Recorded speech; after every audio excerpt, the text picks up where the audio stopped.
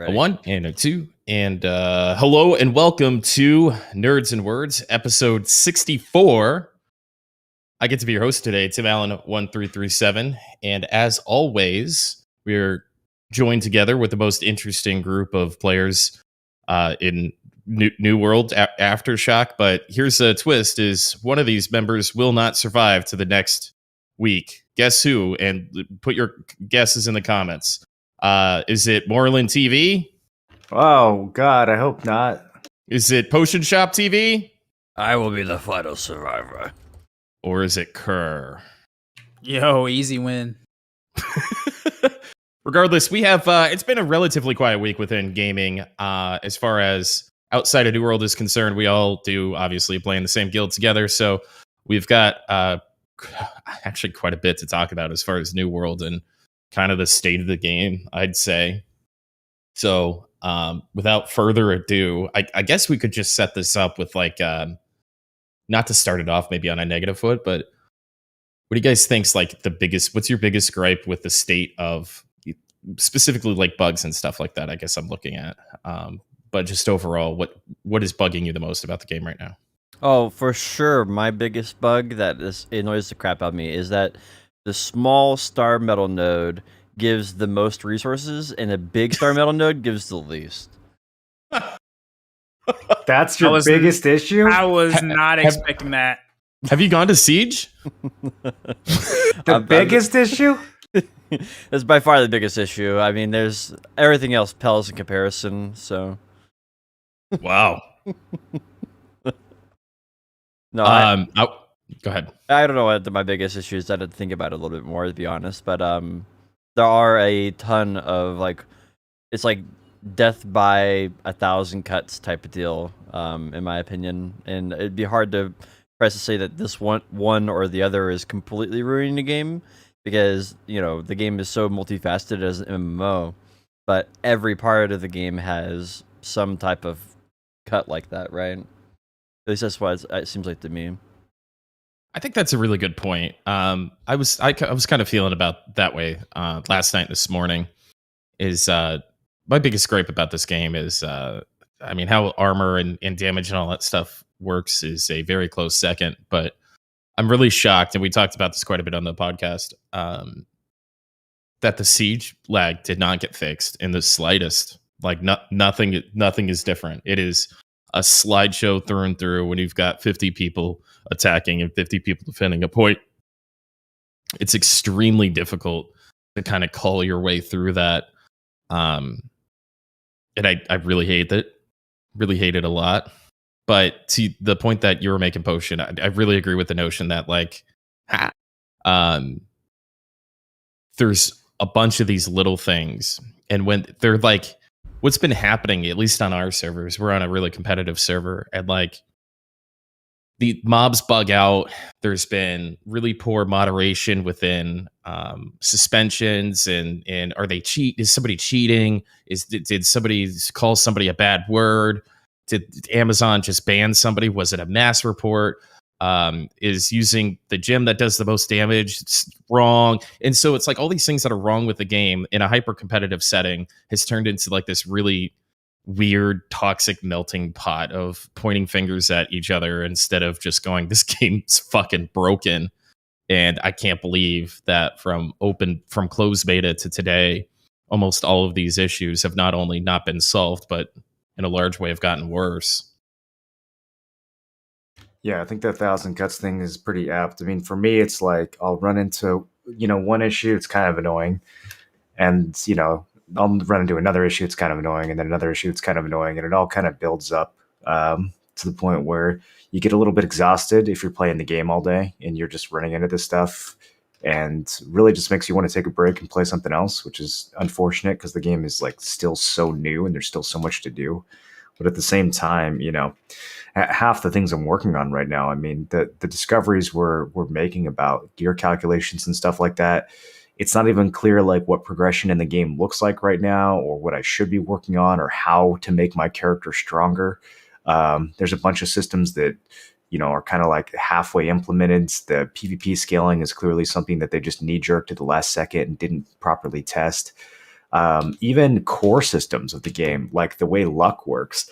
I read a dev post saying that they discovered an issue with the way that luck works that's making certain items like Fey Iron rarer than they should. And it's like, it's interesting that they said issue and not bug, because that is literally how the system is set up. And anybody who looked at it for more than 10 seconds would know that the way that they do luck rolls in this game makes no sense and is going to exclude items from the lower loot tier once people get better gear. So, like, saying that they've discovered an issue, it's like, what do you mean? Like, why didn't the person who made the system discover the issue as they were making it? It's the most obvious shit that you could ever see in your life. And so there's a level of kind of like amateurishness or like 459 on Friday-ishness, something that's just going wrong with like the design portion of this game. And it's really, for the most part, I feel like it is mostly the design portion. Like, we've talked about this before, the graphics and the sound and the engineering. There's a little bit of netcode problems that I think is mostly seated on the new, probably just iScotland and Great Axe. But I mean, for the most part, it's crazy how well some parts of the game work. And then you look at the design portions and it's like, who the fuck are these people? Like, are these just like recent college grads and this is their first game? And they just like, their uncle worked at Amazon? Like, what's going on here? Yeah, like you definitely get that feeling. Like the audio seems really crisp, really good. Like the art seems really solid. Like there's a lot of good things like that. But when it comes to coding and when it comes to like the game design, those two feel like they fall short in a really, really big way. An example of like the coding issue would be like the musket uses the same base code as the rapier. And so, since the rapier uses the same basic code as a musket, if you go up and mine chop down a tree, and then you run with a rapier right afterwards, right? Your character actually holds it in their hand like a musket for a couple seconds until the servers catch up, and the game code realizes you're not using a musket, you're using a rapier. So then all of a sudden, instead of doing this, your character goes, "I'm holding a rapier. I'm just kidding." And it's like little weird amateur like mistakes like that, like. Ideally you would code it, as two different weapons, and so that should never happen, even if you do have a server lag. It's just like a lot of weird things like that. Yeah, I don't know. It's like it's not one thing though. Like it's not one thing. Like this is like let's take crafting for example, right? If you take crafting, like you cannot craft properly in the game right now because the engineering buff that you get from towns doesn't apply to your character. As soon as you like teleport or respawn or anything like that, it just resets it. So the only way you can actually make it work properly is by deleting your house and abandoning it and buying a house skin. That's the only way you can make it work properly. Which is crazy. And then it only works until you teleport or die again, and then it's broken. Or if you relog, it's broken again. So, and before that, like there was 3 other bugs that they fixed this week with crafting. So it's like that's a huge part of the game. A huge part of the game is crafting. Like another huge part of the game is luck and like getting items that are worth something, right? And to see that luck is broken for chest, and they fixed that this week, but then they break the quantity drops. And then who else is to say what else? Oh yeah, the economy will never recover from these refining drops. They've absolutely they might as well remove T3 and T4 refining mats from the game after last night's patch or 2 days ago's patch. There's no coming back from what they did. It's actually crazy, dude. No idea what they were thinking. Yeah, it's just like that. It's just like one thing after the next. There's something else I was going to say. Like another thing is like towns. When you go to a town, you own a town, you only get half the taxes from a town. That's we look at the crafting. That's a game breaking bug. Now towns, you only get half taxes, so you can't afford to keep running your town. It's just a money pit. Because it takes taxes, and so like even though we have First Light, which is arguably one of the best territories you can take, it's always money negative. Our taxes are greater than the money we pull in a week. And so I don't know, it's just like so many different oversights like that. And that's so discouraging too, because you've got a whole guild, and you're trying to establish like a local identity and build up an economy outside of, just Everfall or Windsward. And the way they've got it set up right now, there's just no reason to set up outside of those two cities. And so every other town's going to end up being a ghost town. Mm-hmm. And like the idea of having certain towns being the place to go for certain crafting or whatever, like if you can't even maintain your own city and pay the bills by, why are you going to invest in a city and get it built up and establish a reputation from that city when it's not even possible to profit off of it? Right. Yeah, I found the whole tax thing extremely discouraging, especially with the amount of work that really actually goes into it, especially in the early days. And the biggest thing here, like we came into the launch of this game expecting it to be very unfinished, and the copium was, well, once the game's launched, these issues will be very flagrant and they'll be forced to crunch down and fix them. But we've gotten two major patches since the game has launched that have essentially done nothing or made the game worse. And there are glaring day one launch issues, like the fucking fact that the tier 5 Azoth staff is broken and you can't do the last tier of portals. That's a major piece of in-game content that we just don't have access to, that we did have access to in beta. And it's funneling everybody into the same 4 or 5 elite POIs. So now you've got 60 unflagged people grinding on top of each other, trying to get tags on mob kills. And like, it's just the whole quality of the experience for everyone is being dragged down by these issues, and none of them are getting addressed. Yeah. And then like, that's not even touching on the data that we've found out recently about like gear just not scaling in terms of defenses. Like that right there is that right there is the biggest thing for me, because it's like, okay, so we get to the end game. What is the end game? The end game is grind for watermark by killing at, like Morrow said, 3 or 4 selective spots that aren't PvP forced.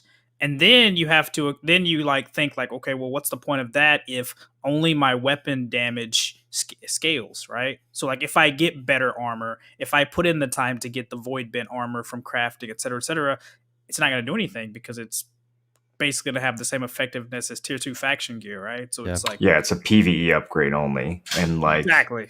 That's another thing, right? It's like, who cares about the PvE in this game? If there was some meaningful in-game PvP where we actually felt like we needed to gear grind because there was some boss that, we were getting gear checked on or something, maybe. But right now it's like, I don't know, dude. It just, the motivation to progress in PvP or PvE, just, in PvP it doesn't exist, and in PvE it's not rewarding to progress. So what are we doing? Yeah, and I do want to like clarify that, like, we want a good reason to play the game. Like we're big fans of New World, and we've been looking forward to it for a very long time at this point. And it's just kind of it's more of like the realization that what we waited for is still not really ready yet. And I think for me, the main thing that I've come to realize is that with the way they've coded the game, they're not ever going to fix all the bugs, because they've inherently coded the game in like a amateur like band-aid, like, put duct tape on the leaky pipe type approach. And we saw that with BDO with how they dealt with stuff, but this time it's with coding, and that's almost worse of an issue in a way, because that means you're going to keep having all these issues that we have today are going to reoccur in like 3 months from now, 6 months from now, a year from now. They're going to do some big patch, and half these bugs will come back out of the woodwork because they're doing band-aid fixes instead of a core fix for it. I think the most staggering example of that is the resilient bug, because right now, they had the same bug in closed beta, and this is something that's been documented and reported by hundreds, if not thousands, of players at this point. And it's the same bug with 150 Constitution, and they somehow managed to fix 150 Constitution without fixing Resilient, even though it's the exact same bug. And like, I can't imagine the process by which that even occurs. The only thing that I can really think of is like if they actually went back and added some weird band-aid to the Constitution perk where they like the dev who was in charge of fixing it couldn't figure out why it was bugged, so he just like made you take 10% more damage in addition to reducing 10% damage so that it would even out. Like he just clearly didn't solve the root issue because the root issue still exists for resilience. So like I can't imagine what kind of fucking duct tape is on the code around crit damage and damage reduction in general right now. But if all these separate parts of the game can break in separate ways and they're not even talking to each other and there's not even any quality control to check these things, then who knows what else is broken that we haven't even discovered yet. It really is like BDO all over again.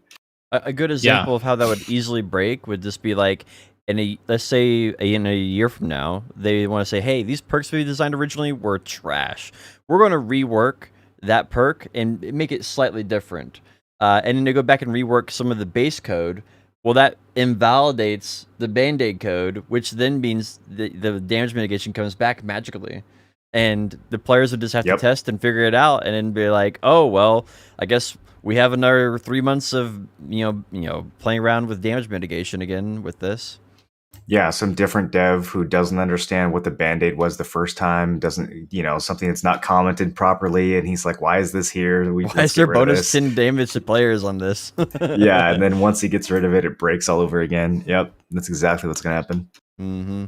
Yeah, and the biggest thing... Oh, my bad, go ahead. No, please go.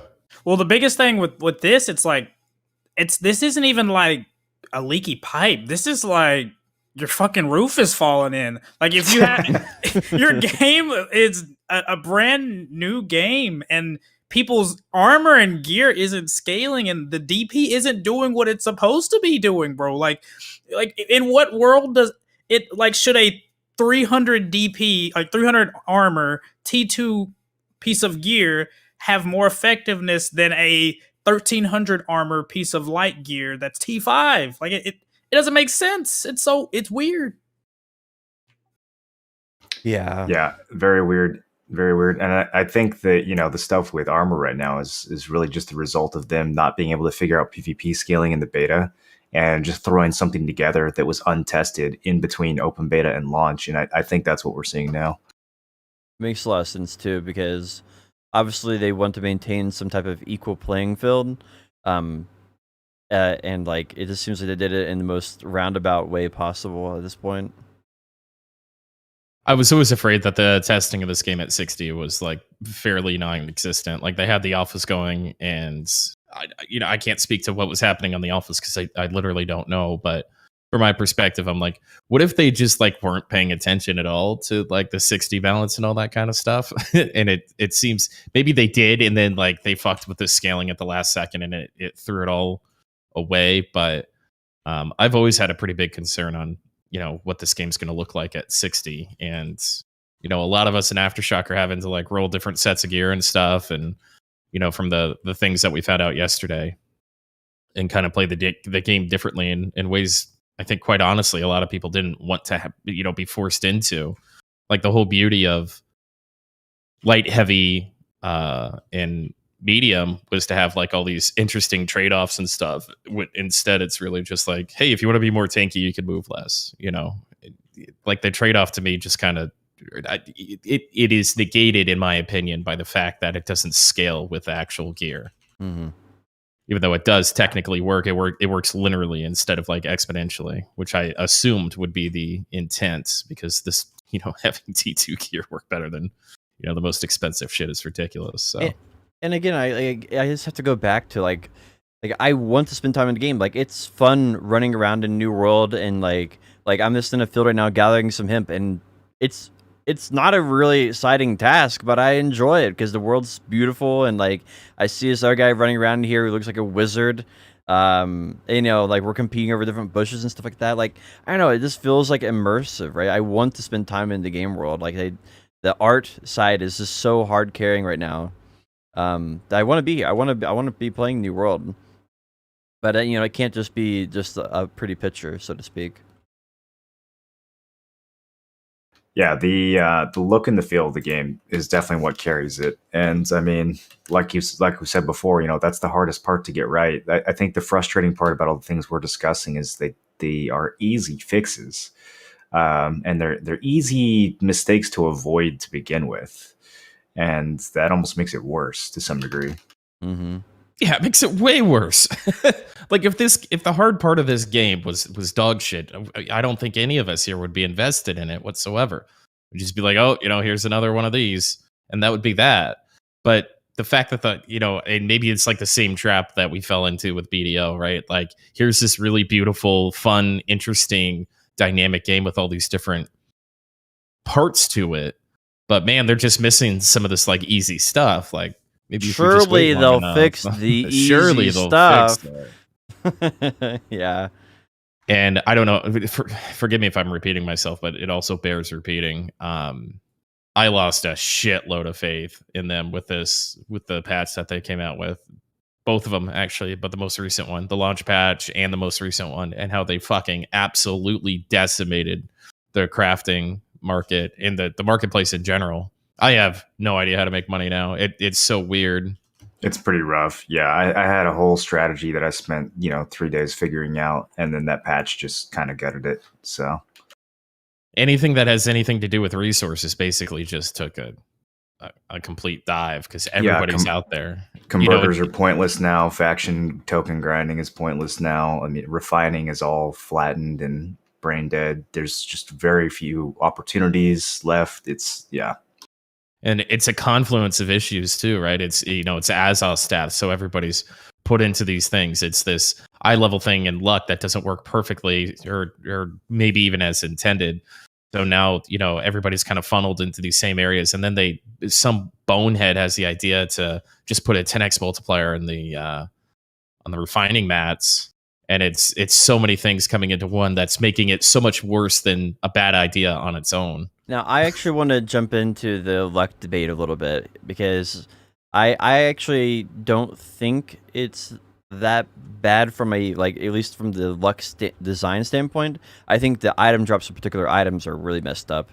But I think the luck factor on things is actually I think it works pretty well. Like for harvesting or for killing mobs? Like if you're killing mobs for loot drops, I'm not familiar enough with it to really comment. But for at least luck in regards to God bless. like gathering stuff, like in terms of gathering stuff, it's been very clear. Like if I get more rarity, then Fey Iron drops like candy from iron. But if I don't have much rarity, then Fey Iron is extremely rare, and so then I'm focusing more on the base resources. Well, there's additional issues beyond that. So yeah, how much mining luck have you generated so far?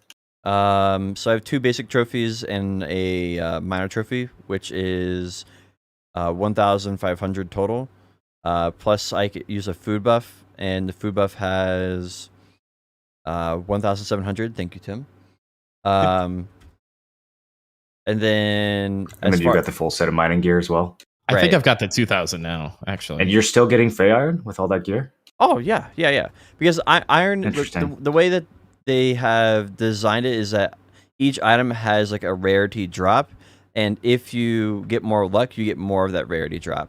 There's no way from iron you can ever start getting a blue or purple item. I at least from my experience, you just can't get them. Well, you can surpass the loot table for an item if you have too much luck. So I thought that Fey Iron was one of these items, but maybe I'm wrong. But if you get too much luck, basically like your luck roll happens between 1 and 10,000, and if you have like 70% luck, then it bumps up your rolls by 7,000. And if the Fey Iron loot table is between 2 and 4,000, you just eclipse that and you can't get Fey Iron anymore. You can only get things that are higher in the loot table. There's like different chunks of the loot table that you have to land in. And luck, instead of increasing the value of your rolls, it increases the minimum and maximum. So it like moves you along this bar. It's like gear score. It's a very weird. Well, it's like a very weird system that they've set up for it. So it causes like a lot of weird multiplication to happen for both high and low mats. That's true if you're looking at it from a global perspective, but false if you're looking at it from an individual gathering perspective, like an individual item. Because iron starting point is like a 0 or 1,000 or something, right? So it's not possible to get enough luck to actually get into the next tier. And the same thing is true when you're gathering star metal. Star metal, you start off at your starting point on that luck bar that you're talking about, that video starts off at like the purple tier, and so that's like a 0.1% drop rate. But if you get more rarity, it goes up. So your starting point changes based on what you're gathering, and based on what you're saying there, your starting point changes. And so it's not really possible for star metal ever to drop like a cinnabar, for example. You can't get it. I mean, I'm basically effectively maxed out. I mean, you get maybe an extra 1,000 or something, but you can't get any more.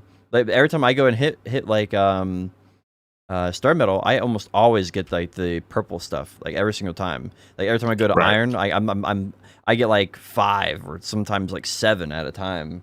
So the quantities are like massively increases, but I never get a tier up. Like, and I'm not getting less iron either.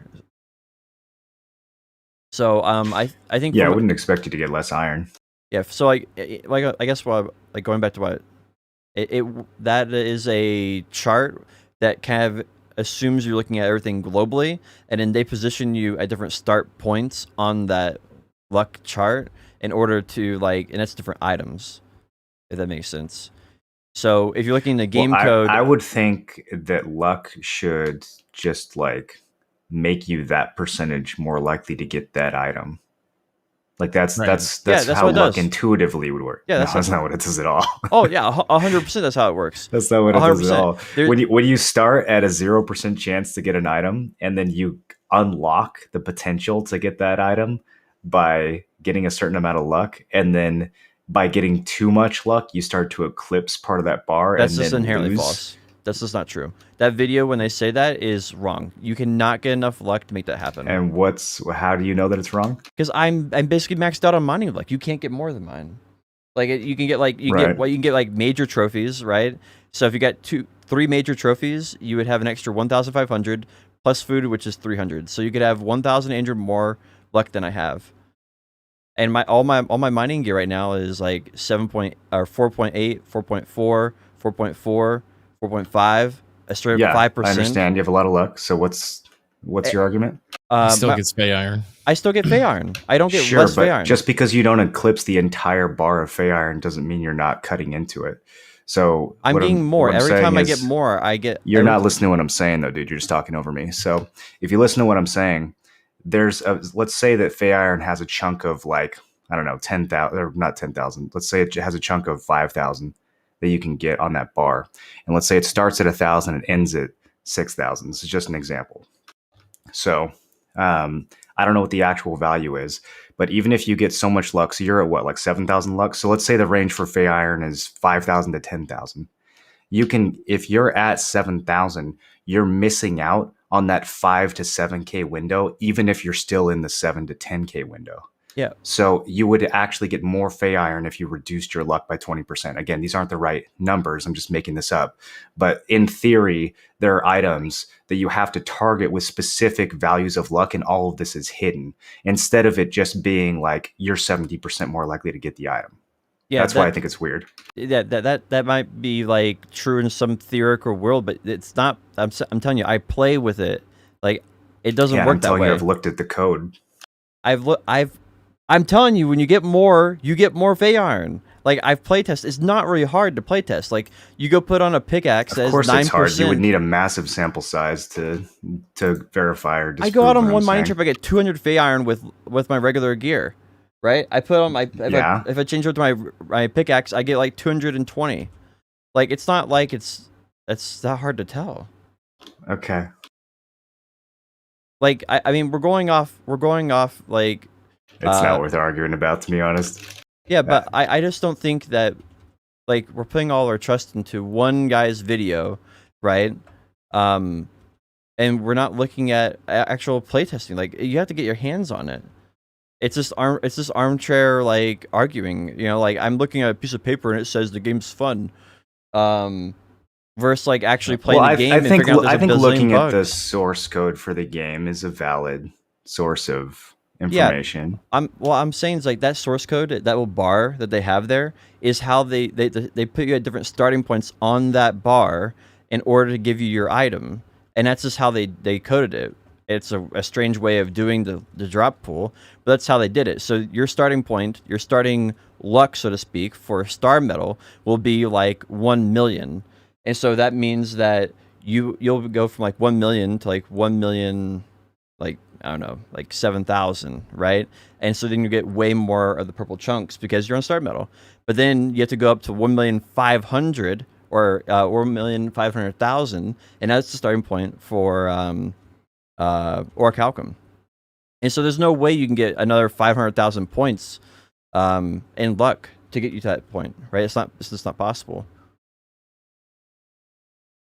Sure. Yeah, that wasn't really what I was talking about, but again, I don't really feel like it's worth arguing. Yeah, I mean, I don't know. I think it's really, really easy if you just go play test it a little bit.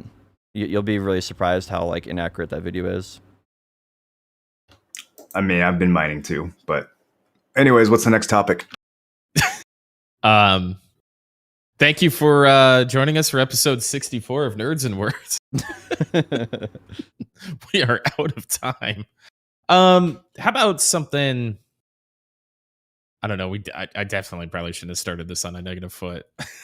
Yeah, well, it's gonna be easy to be on negative the entire thing. Yeah, so let's try to shift it here a little bit. What's something that you have been enjoying over the past week since we last got together here? The crafting, for sure. Okay, go ahead, take it. Yeah, I've had a huge blast. You know, the world is enjoyable. The main storyline trash. The side storyline trash. You know, half the not half, but a lot of quests are bugged and stuff like that. And I've been really enjoying just going around and gathering stuff, and you get to see these little nooks and crannies that some little artist was like, oh, I can make this waterfall here, and we'll place this deer running by, and like, I don't know, like you get to see like this handcrafted environment and it's really like the selling point of the game in a big way is the combination of the beautiful environment that you can just go out and chop down a tree in it, you know. And so I've been going through and doing a lot of that. I tried getting 200 engineering, which I'm done on that now. And you have or haven't? I have. I'm done on 200 engineering. I got 150 weaponsmithing now. Wow. Like I have 200 in logging, mining, harvesting, skinning, woodcutting, leatherworking, and smelting. And I don't know. It's just like it's fun to kind of go through that and just accomplish it. It reminds me a lot of RuneScape, like where you have these like little, you know, self-decided goals. Like I want to get 45 mining for coal in RuneScape. I want to get 70 mining so I can start mining mithril or whatever it is. And it reminds me of that, where you have like all these little self goals where you're trying to get to next tier to craft your own ammo, maybe, or get to next tier so you can craft like the like Val wanted to go for 200 armor smithing so he could craft himself some really cool armor. And I feel like that where you get to kind of pick your own goal is what really helps the game shine. But yeah, definitely been enjoying the open world and crafting a lot, and just like the whole experience there, really sinking my time into that. How about you, Kerr? My favorite part about it has probably been the wars. Because it's kind of funny or nice just to see how like different groups tackle the wars differently. Even though like obviously we have the meta, right, and what's strong is strong, but like there's like such a stark difference between the way every guild handles their sieges. So like being able to merc in and like watch and see and how everybody else coordinates has been pretty fun, honestly. Even though, you know, a lot of the times if you're helping an ally, there's a lot of disjointment, so it's not as it doesn't run as smooth as you'd like, but that's probably my most favorite part. Yeah, I think I want to echo that. Even though I get caught up in all this stuff every once in a while, I still the kind of how the meta and the 50v50 again, just ignoring the slideshow thing. But I've spent the past 12 hours or so pretty nonstop, outside of a little bit of sleep, trying to come up with a comp for us that, you know, we can work around in, you know, basically a rough draft, because we were flying by the seat of our pants, and it was working for a long time. And hey, we need some more life staffs, people who show up on life staffs. And now we're starting to introduce some structure into it, or at least the very bare minimum of it. And so, Ethereum kicked their ass pretty good, and they continue to do so. And we gotta sit up straight and watch some VODs and kind of dig into it. Obviously, the competitive nature of the server, everyone gets a little afraid over it and stuff. But for the first time in a server we've played on, we are the complete underdog. I think we have the lowest amount of players, the lowest amount of guilds, definitely the lowest amount of competitive guilds. And so we kind of have to, we have nobody to really strap onto. We've got to do it ourselves. So, there's a lot of work with the 50v50 focus in front of me specifically. And I'm just starting to scratch the surface of it. I've got a long way to go, and it's going to take a lot of organization, but it's a really fun, this is what I like about the game, believe it or not. So I really want some of this shit to get fixed, but even if it doesn't in the short term, which I assume lag within, when there's 100 people on one point will not be fixed. There's still a lot that we can learn, a lot that we can improve on, and I think a lot of fun that we can still have too. So I actually think that a lot of the issues with war are sort of side effects of other issues in the game that are also not getting fixed. Like, the amount of lag that we have in war right now is basically one of the biggest things is the prevalence of Ice Gauntlet. So if you did two things, right? If you just nerfed Ice Gauntlet, which everyone knows it needs to get nerfed, even Ice Gauntlet users will admit, and then B, fix Resilient, because right now Resilient is artificially reducing the time to kill, or increasing the time to kill by pretty much everyone in the game by 25%, and that's a massive balancing issue. If you just fixed Resilient and suddenly everyone dies 25% faster, that's way less people casting, that's way less people taking damage, way less calculations, way less turtling. Like, the problem with Siege right now is you have 100 people that take fucking forever to die unless they're in light armor. If people are actually dying, it's not nearly as laggy, right? Like when we're doing those little skirmishes off to the side, hey cat, then it's not it's not nearly as bad. So it's like once they start to fix one or two of these issues, I feel like it'll have a cascading effect where a lot of other issues will be massively better. But they just need to get the fucking ball rolling. Like 2 major patches and nothing's happened. Just start doing things, and I think the game will become massively better. But I agree, like the PvP and the politics part of the game is super enjoyable right now. Like even the internal politics of just trying to hold the guild together and trying to like keep Tim from ripping our allies' heads off. And like it's been so fucking like fun to have a game where like PvP and politics actually matters, and like people get heated, and the stakes are high. And it's just been a while since I've had that experience at a game where I'm actually like invested and I care about the outcomes. So I'm definitely enjoying that a lot.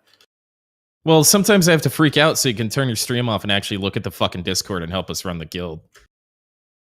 Just DM me, bro. Fuck you. How about that? rip my own leadership off. He has probably remember when I 20 told DMs? remember when I told you to loop me in on diplomacy 30 times and you still haven't done it, and then you complain that I'm not participating? What do you think that fucking group chat we made for you is for? What, but you're still like running your mouth about our allies and stuff, or like throwing salt at leaders of other guilds instead of passing it on to me. So what am I supposed to? How am I supposed to get more involved? It's literally give me some specifics. That's literally not true. You were clumping 2 specific situations. I'm ready. What an appropriate time to bring that up. Throw me a task. Throw me a task and I'll get it done, Tim. What an appropriate time to bring that up. It's such a pleasure. Thank you so much. Kerr, would you like to help run the guild? I have an opening. Damn, dude. I don't know. That's when Moral would start doing his thing, though, as soon as you count him out. Apparently. I've been the shadow GM of this guild from the start. Been holding. Okay, this is an Arsha. That was 3 years ago, dude. You have to do something in this game too. Okay, fucking anyway. Jesus Christ. We'll get you a nice spreadsheet to look Listen, at. I'm just a minion in this whole process. I don't have anything to say here. I just heal people, bro. I'm just trying to figure out how to swing a hammer and hit mobs. How am I supposed to hit people with this? This thing's fucking slow. I What's have your favorite no idea. weapon? We were trying to fucking talk about positive things. I'm happy you're enjoying watching me burn guilds down and shit, Moreland. That's excellent feedback. Thank you so much. Yeah, it's a good challenge for me to try to prevent you from destroying the limited alliances we have with the 2 remaining yellow guilds. Yeah. Okay. Thank you. Kurt, It's good content. I can't fucking remember what day it is. Did you say what your favorite part of the game was? Yeah, dude, the siege. The siege. Okay, great. So what's And they next? go- Somebody else fucking pick this up. What is your favorite weapon, and why is your favorite weapon? That's a good question. So, no, I got a better question. In a vacuum, let's say they never released Ice Gauntlet Warhammer or Ice Gauntlet Great Axe. What would your 2 weapons of choice be? Fire staff and fire staff. I've never played another weapon. I don't know. Yeah, Dude, that's why it's the game would interesting. be so much better if they did that. That's crazy to think about. I'd probably go spear. Yeah. Honestly, I think I would be a spear user if it wasn't for Great Axe and Ice Gauntlet. I think it would actually be pretty legit because fights would be a lot more skirmishy and a lot less, AOE based. There'd be a lot more like kind of micro breakout fights rather than everyone just clumping. So yeah, I think spear would be pretty fun. And then I don't even know what I would do for my secondary. I'd have to think about it. It would be a meaningful choice though. Well, the most powerful weapons in Siege would be fire staff and healing. But I think overall it would definitely make a huge opening for like hatchet, make a huge opening for, like you said, spear to be a little bit more viable. I don't know about spear, but I don't know. My favorite weapons outside of Great Axe and Ice Gauntlet. I'm excited. I'm picking up a hammer. I'm excited to play around with the hammer a little bit. I'm like drastically changing up my build for the next couple of sieges. I actually played Fire Ice Medium yesterday in the 2 wars with Min Max. I was kind of taking that opportunity to not run a war and just kind of see if I could play this different play style. It didn't go well. I don't really want to be a caster. I've never been a caster. They've got sledgehammers and fucking great axes in this game and heavy armor. So I should probably strap some of that on and just scream at people to follow me, because that's what I genuinely enjoy in Siege. So I think I'm gonna, since open world PvP doesn't really matter right now, I can just run around and a 300 con setup or whatever and not really have to worry about somebody beating me open world or trying to 1vx, because everyone's nut cupping with 20 or 30 or not flagging up at all. So having a kind of a focused group PvP build and not having to swap back and forth in the state of the game right now is pretty viable. So I don't know if I'm going to run Great Axe or Ice Gauntlet with my hammer, but that's definitely what I'm going to be taking a look at now. As far as fun, it was actually, even though it was annoying as shit when Stockfish was sniping at us with his fucking 600 gear score musket or whatever the fuck that thing was, that was actually really fun. Yeah. Because we had to dodge around the rocks and stuff, and we really don't have anybody with a musket, so we had Pistoliers, one of our only musket boys. So he came out and got into a sweaty sniper battle and was it was cover fire and stuff. And because if you don't have a musket, you have to wrap all the way around to where this guy was standing, and it's all open area, and you literally can't reach him with a fire staff or anything else. And so you really had to answer it with a musket. So I think having a musket in this game can be interesting and dynamic, but I'm excited for open world. stun I think people. it's awesome. I just don't think there's enough cover in Siege. Every time I see Stockfish in Siege, I just left click him and he goes down. He was yelling at me after the end of that war at 4 p.m. at Min Max. He came up to me in town. He's like, "Bro, why are you sending people after me? Why you sending why you sending your goon squad after me?" I'm like, was not shot calling. I didn't send anyone anywhere. It's so I'm just like, I me, bet that was dude. Morley. I bet that was I Morley. end on him and Eye Shiny so hard every time I see them. Okay. Well, it worked. He's definitely effective. It definitely works with Stockfish. Eye Shiny gets away from me, but Stockfish dies every single time. I watched one. I've been enjoying watching other people's VODs too, right? Like I've watched some Avirium VODs. I watched. It may have been TC. I forgot who it was. But just watching how other people kind of move and their little internal banter and shit talk and stuff like that. I've done a couple nights of like public VOD reviews, and it's given me a lot of information, a lot to think about, and stuff like that. I've really been enjoying that. I've got a lot to learn. A lot of these guys have been playing a long time. God Complex played alpha like a lot, apparently. I read in a Discord. I didn't know that was a thing. So we're up against some pretty stout competition here. These guys have been playing together for a long time. So I think God Complex might be going yellow, bro. Yeah. Yeah, they got shut out of the purple Ethereum politics. I don't know if they're going to be staying in that faction. We might get some rebalancing happening here soon. Be nice to have some changed up fights. Yeah. I don't know. We bring 50 to wars, so we just have to get better. I mean, it's the top and bottom of it.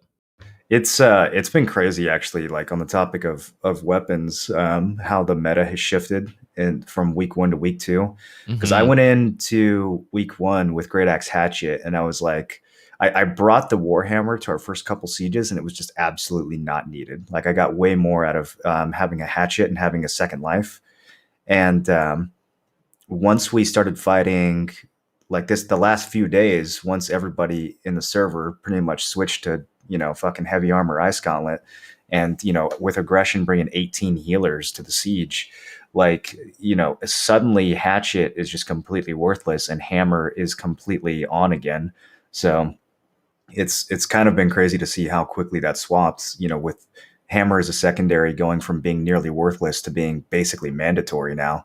I don't think I'm ever bringing a Hatchet to siege again after seeing how strong healing and turtling is right now. Well, isn't there a disease where Hatchet prevents 20% healing? It's just a thankless job, though. It doesn't feel good to use. But it is, I think, very, very important, like you said. Yeah, that might be good. I haven't played around with that too much. That might be pretty good on the clump. I don't know if that's going to get you any more kills in the back line, though. So we can talk about the comp that we're putting together, but I think there's a small place for Hatchet, and we're having some people pick it up, actually. So I wouldn't abandon it quite yet.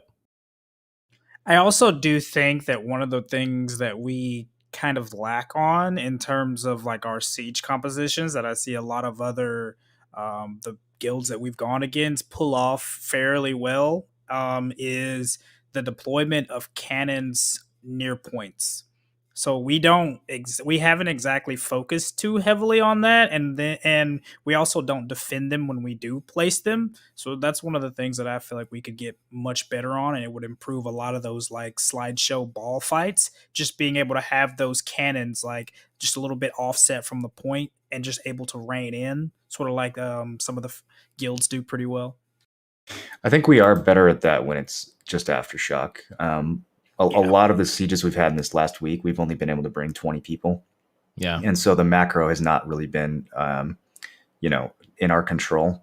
It's going to be interesting. We've got a fight tonight where God Complex says they're not bringing any other purple. So we should just get a 50v50 guild versus guild. And I think that'll be a pretty good fight. And it'll be a proper realignment to see where aftershock actually is. Because I think our last 5 or 6 fights, they've all been mixed with other guilds. So it's going to be good to have just, in-house and see what we're capable of at this point. Yeah, absolutely. Yeah, I honestly look forward to it. Yeah, I think I kind of expect things to be pretty different because we've looked at improving our comp, because we had one of our fights, we had rapiers and stuff. I don't know, we've learned a lot since then. And and a thing I was saying before is I knew our competition was going to get better and that what we were doing wasn't long-term sustainable. And so we just had to, I didn't want to jerk the wheel and guess to see what it was going to be before it was, we saw what other people were being successful from and just learning from it. I don't need to. I guess the thing that reinvent the surprised wheel. me was really the gap in like the difference in like someone who really knows what they're doing versus like someone who's like still picking up the parts and putting them together, so to speak. And I thought that's like really, really huge. And I guess I should have expected that because that happens in every competitive game. I just didn't expect the alpha testers to be so far ahead in like the meta development. Yeah, I just think it's so weird that like we can't really get a clear cut view of who is the best on the server, especially with all these like the current exploiting that's been going on with people exploiting the mobs on the walls to be able to but that watermark and things. ultimately like equals out, and it's a poor conversation to have because it doesn't make anyone happier. It doesn't make us happier if we talk about that, and doesn't make them happier either.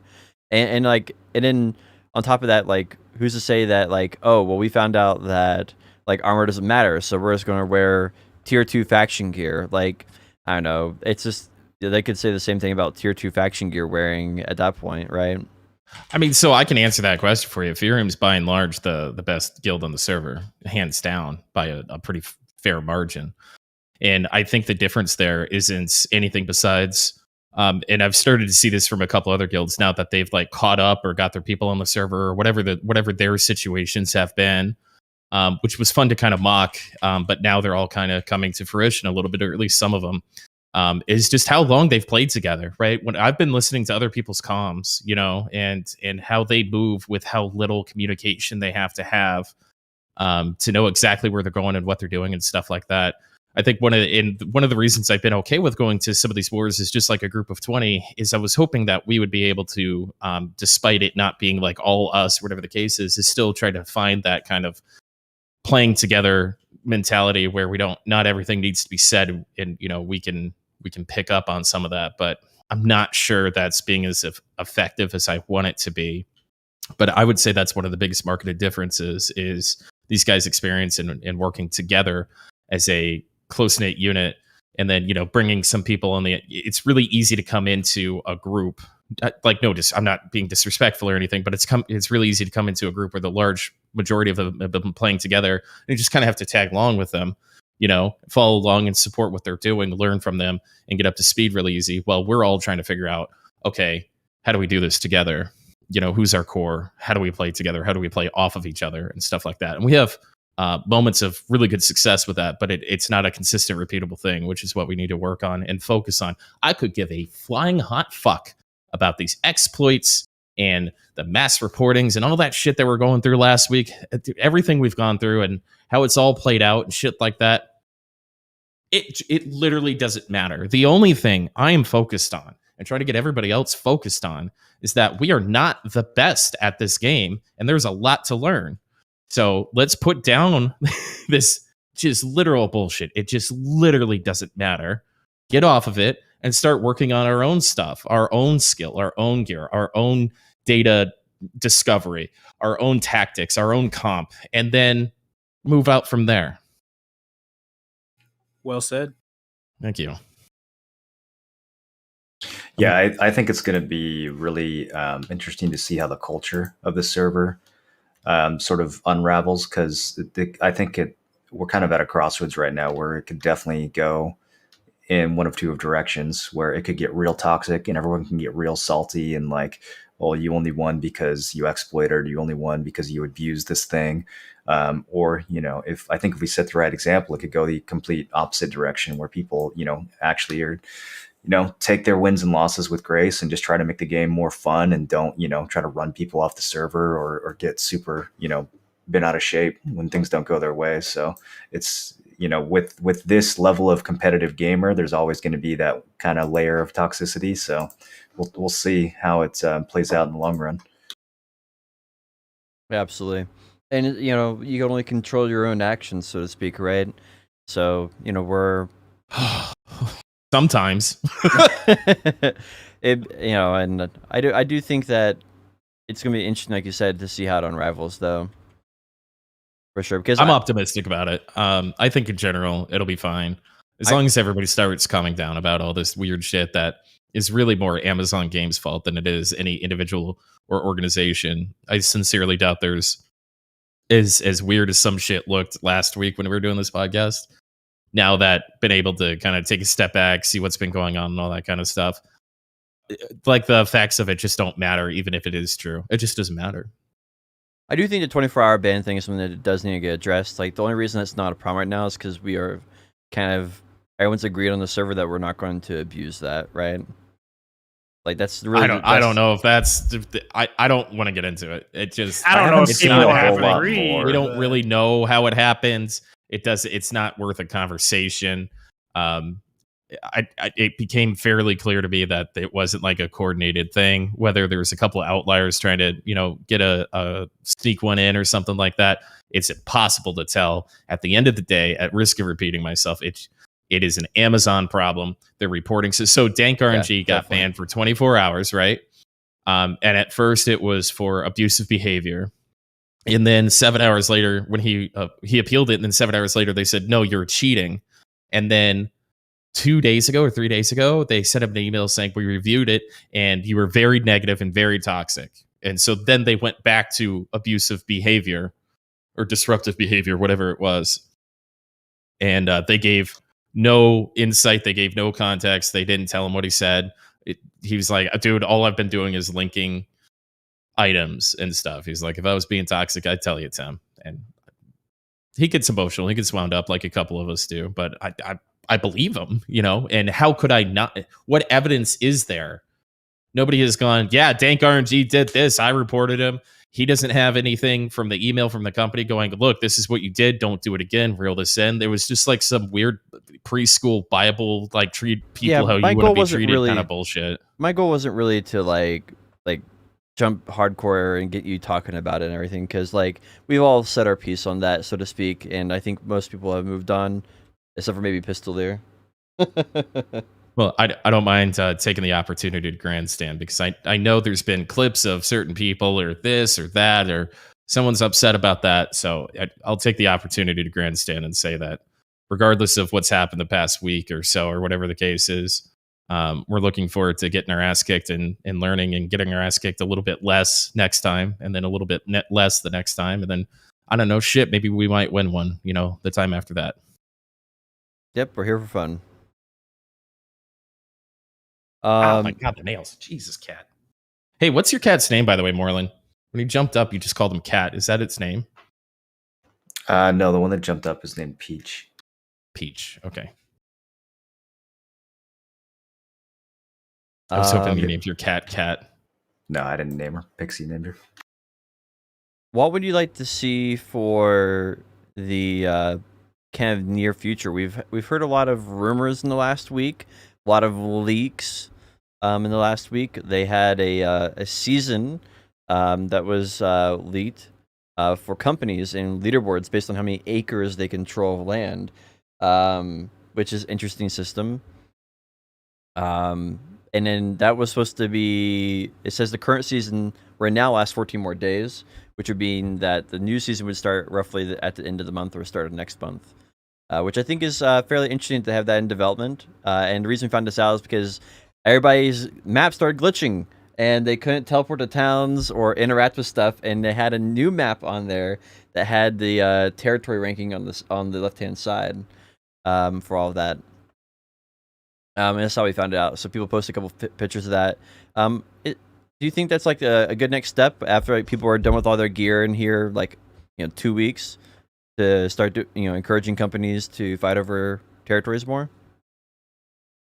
We're painting the back of the house while the front's on fire, man. Like, we got to fix this lag and shit. Yeah, I feel like we got to bring in the ice gauntlets. So the thing we just talked about for the past hour, we got to solve those issues before I start even thinking about bringing a goddamn season into this fucking server. But what about the Halloween patch?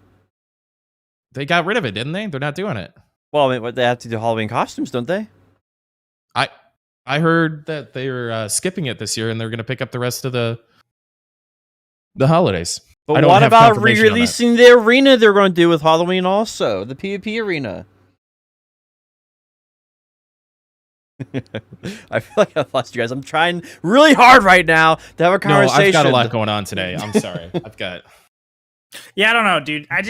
It's just really weird to me. I don't know what to expect from them because it's like, well, our patch for this week with all these issues going on, there wasn't really any changes or improvements to anything. It was just a really weird patch. They fixed 3 bugs with crafting, as far as I can tell. There was a UI bug where if you changed the materials, your minimum and maximum would increase. At one point, I had a piece of gear that I could make at 650 gear score, but it also would roll as low as like 550 gear score. So they fixed that, and they fixed another bug was if you left your gear on, it was like part of your grinding gear, then you wouldn't get the buff for like crafting items. So you'd have to take off the gear and put it back on, and then you would get the buff properly again. And it seems like they fixed that one as well. So they fixed a couple different bugs with the crafting. So I do think it's pretty nice because I do think it's one of the core parts of the game. It's not, like I said before, the town buffs are still not working properly. So that's a little weird. But aside from the town buffs not working properly, they fixed the majority of our crafting bugs that were that I knew about at least. So I don't know, and I do think more people interact with crafting than tier 5 portals. So I can understand the focus on if they had to pick between those two. It would make sense, that you'd pick the crafting because more people interact with that. Because it's a problem that a new player would say, "Hey, I want to craft a Star Mail spear," and then it crafts 20 gear score lower because of bugs. Like you would probably just quit the game. You'd probably like, okay, yeah, I'm done. Okay, well, I mean, you might be selling short how important having those 65 portals are. Like, I think those are pretty similar issues. But one of the player base have gotten 60. It's just, I do think it's very, very important, but it's a very vocal minority, which is, like I said, I think that is very important because that's the audience that's on Twitch. That's the audience who's doing your sieges. That's the people who are going to go out and tell their friends to play the game and stuff. If you ever want to raise my blood pressure 30 fucking points, just call me a vocal minority. It is very good that they fixed those issues. I will agree. Those crafting issues. But when you have armor that doesn't scale in PvP, when you have T5 portals not even be able to access or use the Azoth staff, which is a portion extension of the story that they themselves intentionally rushed out. Like, they didn't even have to add that in if it wasn't ready, but they, for whatever reason, rushed it out. And then you have weird stuff like regeneration accessories after you die. You have to take them off and put them back on for the regeneration to start working again, and et cetera, et cetera. It's just like... And then they disabled Outpost Rush, which is like kind of the only level 60, post-level 60 content, if you think about it. And they didn't really go into a whole lot of detail why it's still disabled. I just think that there's a lot of things that that they should clarify. It's disabled because it was permanently killing characters. That's a small it was issue. literally killing people, like getting rid of people's characters or permadeath. Yep. Yeah, you couldn't respawn if you died in there. It was real hardcore PvP, homie. Actual Thanos snapping people. Jesus, that's crazy. Yeah, and then you'd start, dying in real life too. So it got real weird. Like, can you imagine that you're level 60 and you get Thanos snapped? You just put 200 hours into the game. Bye bye. I don't know. With the state of the end game right now, kind of wouldn't mind starting over again. I mean, that's been some of the most fun I've had this game is leveling, unironically somehow. But man, the game's got a lot of... Go ahead. I was going to say, like, as far as the PvP seasons and stuff, I think that's just under the giant umbrella of, like, all the massive potential that the game has if these guys just get it together. I mean, that potential, even without thinking of something as grand as seasons, like, the potential of fort battles is completely being missed right now. Like, the only time we ever get good fights over forts is right before they lock during a siege. Because otherwise, like, what's the fucking point? You're going to go down there, and then you're going to take it, and then you probably won't get a fight. Some level 12 is going to take it back 20 minutes later. Like, there's even the existing systems are so short of their potential with just a minor amount of work. That, the idea of something like a season, I mean, yeah, sure, I guess, but, I feel like they could prove their worth with some of the existing systems a little bit first. That's been really strange too. With forts locking down like they are, people have started like declaring at like 4 a.m. in the morning so that they can guarantee lock it down and stuff. Yep. I mean, I just don't know why that isn't a core feature of forts, independent of wars. Like that lockdown mechanic that should always exist for forts. You should be able to go place your flag in the fort. It announces it to the server, and if the other factions don't take it within X number of minutes, you lock that shit down. That's how it is, right? Like, of course, that's how it should work. I think it should be locked down for an hour, and you have to have a group of 5 to go out there and take it over. So you have to have 5 people from the same faction there. It's locked for an hour, and then it unlocks, but it's still yours until a group of 5 goes out there. So it's not one rat. You know there's a group of 5 there for at least 5 minutes. You can bring the boys out, lock it down for an hour. I think that's... I mean, I think there's a bunch of ways they could implement it that would all be thousands of times better than the current version. A win condition, like something you said a while back, was the consequences. Like you said something about like rewards and consequences, and it wasn't related to New World. It was related to like one of your favorite games, like EverQuest, or what's the game you always play? Ultima Online. Ultima Online. Played a lot of games. The reward and consequences structure there for the social dynamics is well made, and I just ever since I heard that, I just keep thinking about New World and how like they need those rewards, which is like the victory condition, right? That's the reward, and they need more of those for PvP in open world. And then, I mean, even the consequences would be you lose it, and then you have to pay twice the teleport cost for an hour or 2 or whatever they want the penalty to be. Even my tenure in GTA 5 RP, as much of it was only 140 people in a server, but it was such a good MMO experience. It brought me back to like some of those older games where there was a ton of consequence, and the police would find me breaking into houses, but it was like really, when I did that, I stood to make a lot of money potentially, or just get nothing, and absolutely get arrested and lose a ton of time. And so like even games like that are starting to really kind of pull it together, or ideas and passion projects.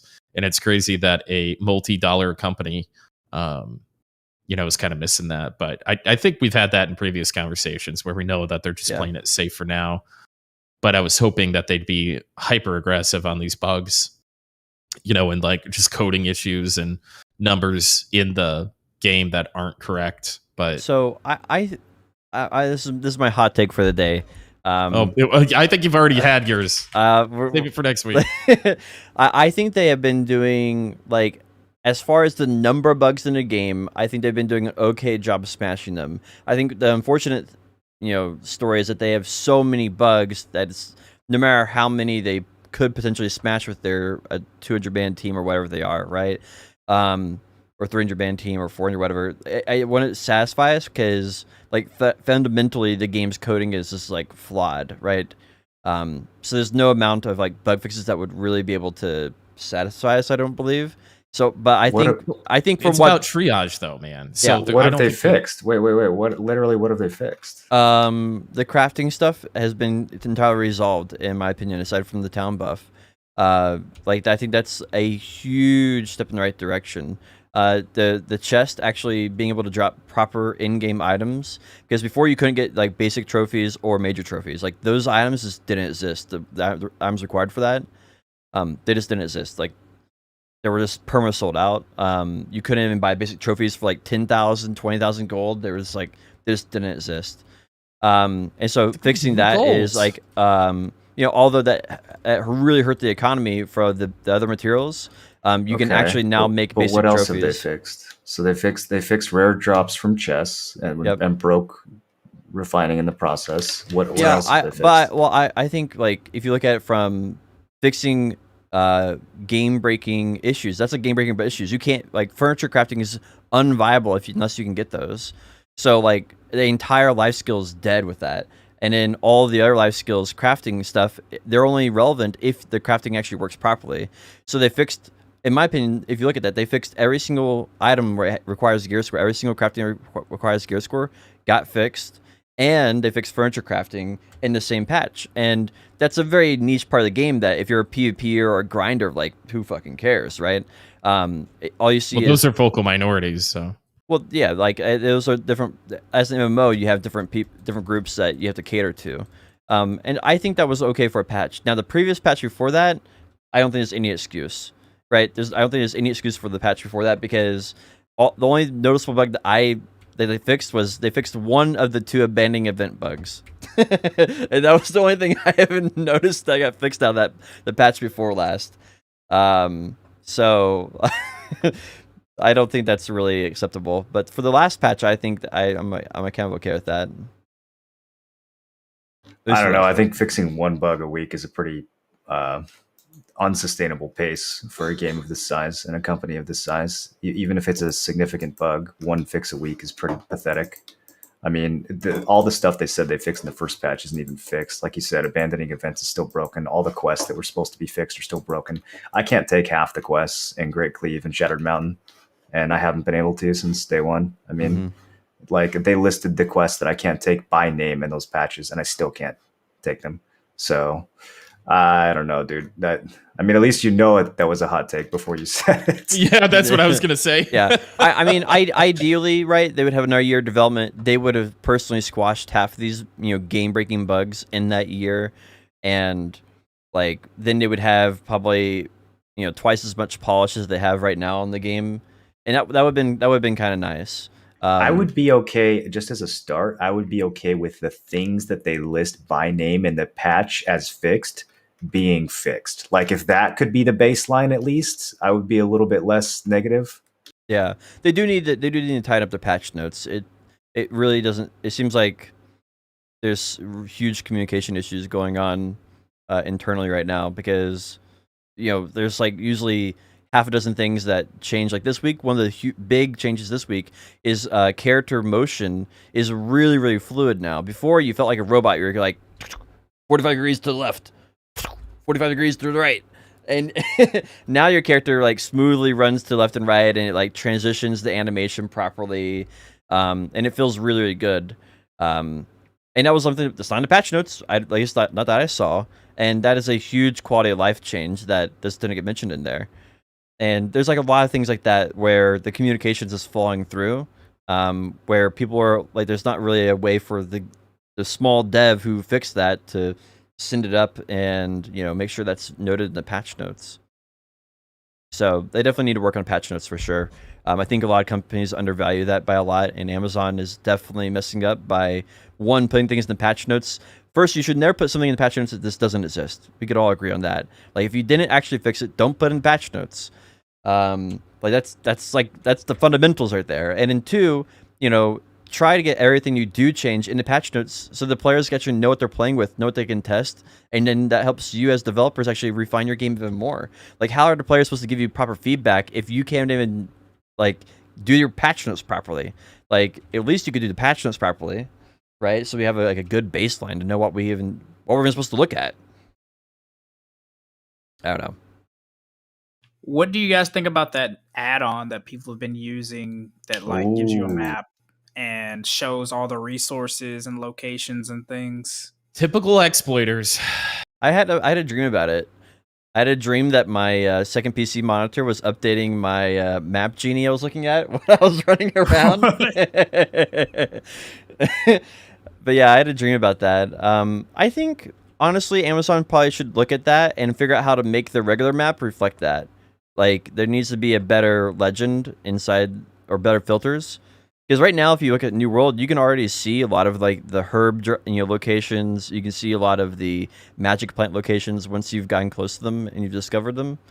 I think they just need a better filters where you can just filter those things out on the map as you've discovered them. And then that almost removes the need for that after you've fully explored the map.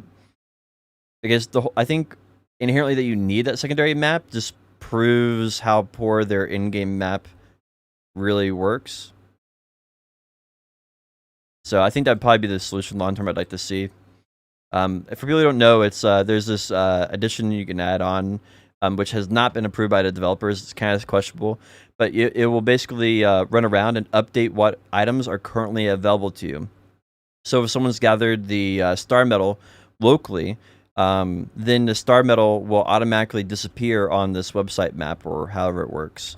So you can actually know, like, how long it's been since it's been down, and it'll give you like a timer and all this stuff. So you can, if you went by Orichalcum and it's gone, you're like, okay, in 30 minutes, it'll be like, okay, you go pick that up again, and you can know exactly. That's so strong. That's crazy It's strong. pretty crazy strong, dude. Yeah. So I think developers need to make a stance against the timer side of that, and then probably do better filters in map at the same time.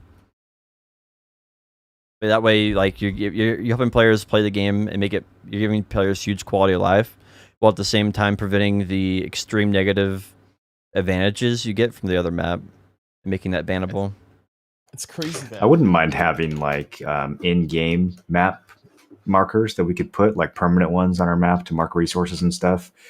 But anything that's going to give you like a respawn timer for a resource that you're not present for on a third-party application, that's something they got to crack down on real quick. Yeah, Yeah. and to be clear, I haven't used this for obvious reasons. As a streamer, I just can't risk that. But that my understanding is that you run around and the resources that are supposed to be there disappear, and they tell you that they're not available, and it tells you when you were last there. Is like my rough understanding of that. If you're more interested in that, there's plenty of, I'm sure, YouTube videos on that and like details on how that works and stuff. For people who are wondering why we're talking about this, is because the guy developed it and is actually sent it to the developers for approval, is my understanding, and we're kind of waiting for Amazon to give the golden blessing to say yes, you can use this and we won't ban you. Which has been done in other games, if I'm not mistaken. Is that correct? Apparently, Do you think that's the direction they should go? Do you think that they should be allowing this kind of shit? Well, the justification the person is using, from what I've seen, is that the program or whatever that they're using to generate this is whitelisted by the game or the protection, the game guard or whatever security the game has.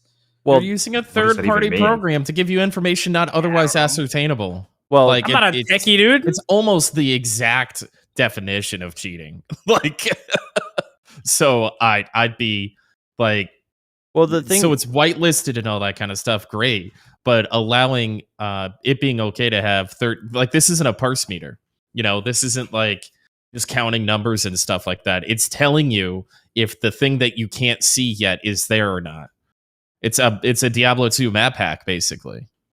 Yeah, I think ultimately there's a couple like core flaws with just the way they designed the items in general. The fact that items respawn in the same location, there's no variance, like that inside itself is a problem. There should be a lot more diversity in respawns. Like, they should be able to spawn, anywhere, and then have like 20 different patterns it can spawn in.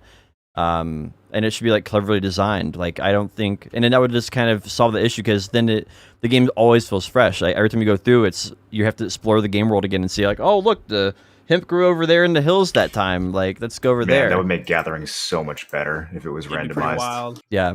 And I think that would solve that issue too, because then you can't make maps for that kind of stuff. Like, the iron would be in different spots, right? The hemp would be in different spots, and that kind of self-solves that. I think by fixes a lot of problems with the economy too, honestly. Mm-hmm. And like, I think that's probably what they need to do long term, is to make it like more sustainable and fix a lot of these systemic issues. So regardless of how this program works and stuff, I just don't know if this is a game that needs mods like that. Well, honestly, like, if you have players are going to turn everything to a spreadsheet ultimately. Like, they want to get as close as possible to a spreadsheet that spits out, like, do this activity to get the most efficiency.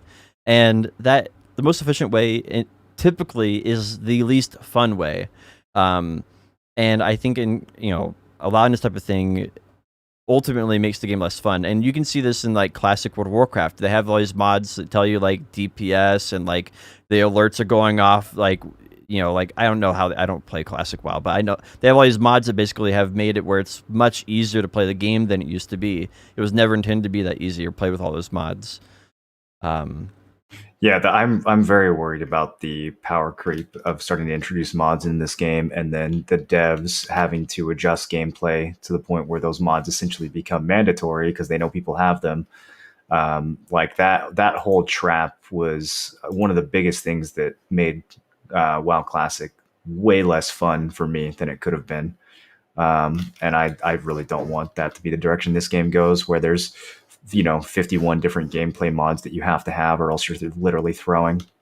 Yeah, it's not fun for multiple reasons. It's honestly like a botting arms race, but the developers allow it, and that's the way I say it, because in botting, like, you make anti-botting software, the bad guys who are making bots figure out how to get around it, and then the developer company has to make more anti-botting software, and it just goes back and forth, back and forth, back and forth, back and forth, back and forth.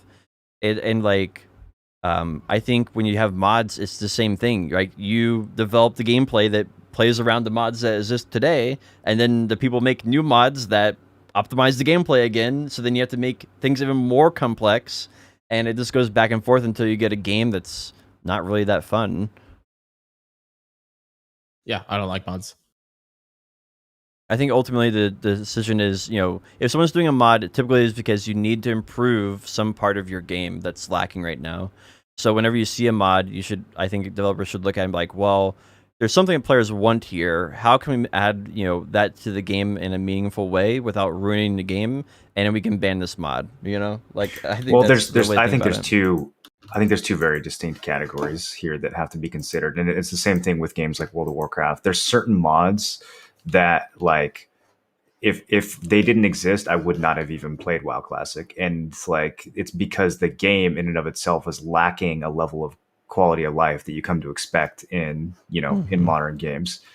I think that's separate from gameplay mods that play the game for you, or show the best strategy, or there's a difference between quality of life mods and gameplay mods.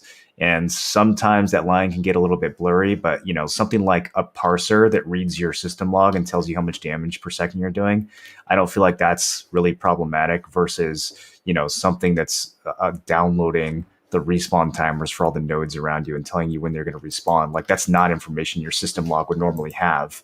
When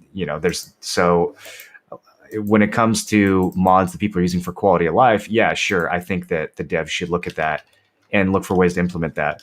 But when it comes to mods that just make the game easier or dumb things down or take away the need for players to solve problems, then I don't think the devs should be learning from that, because that's part of the game, is solving those problems. And we don't need, obviously players are going to look for loopholes that require them to solve less problems, but that doesn't mean that players are right.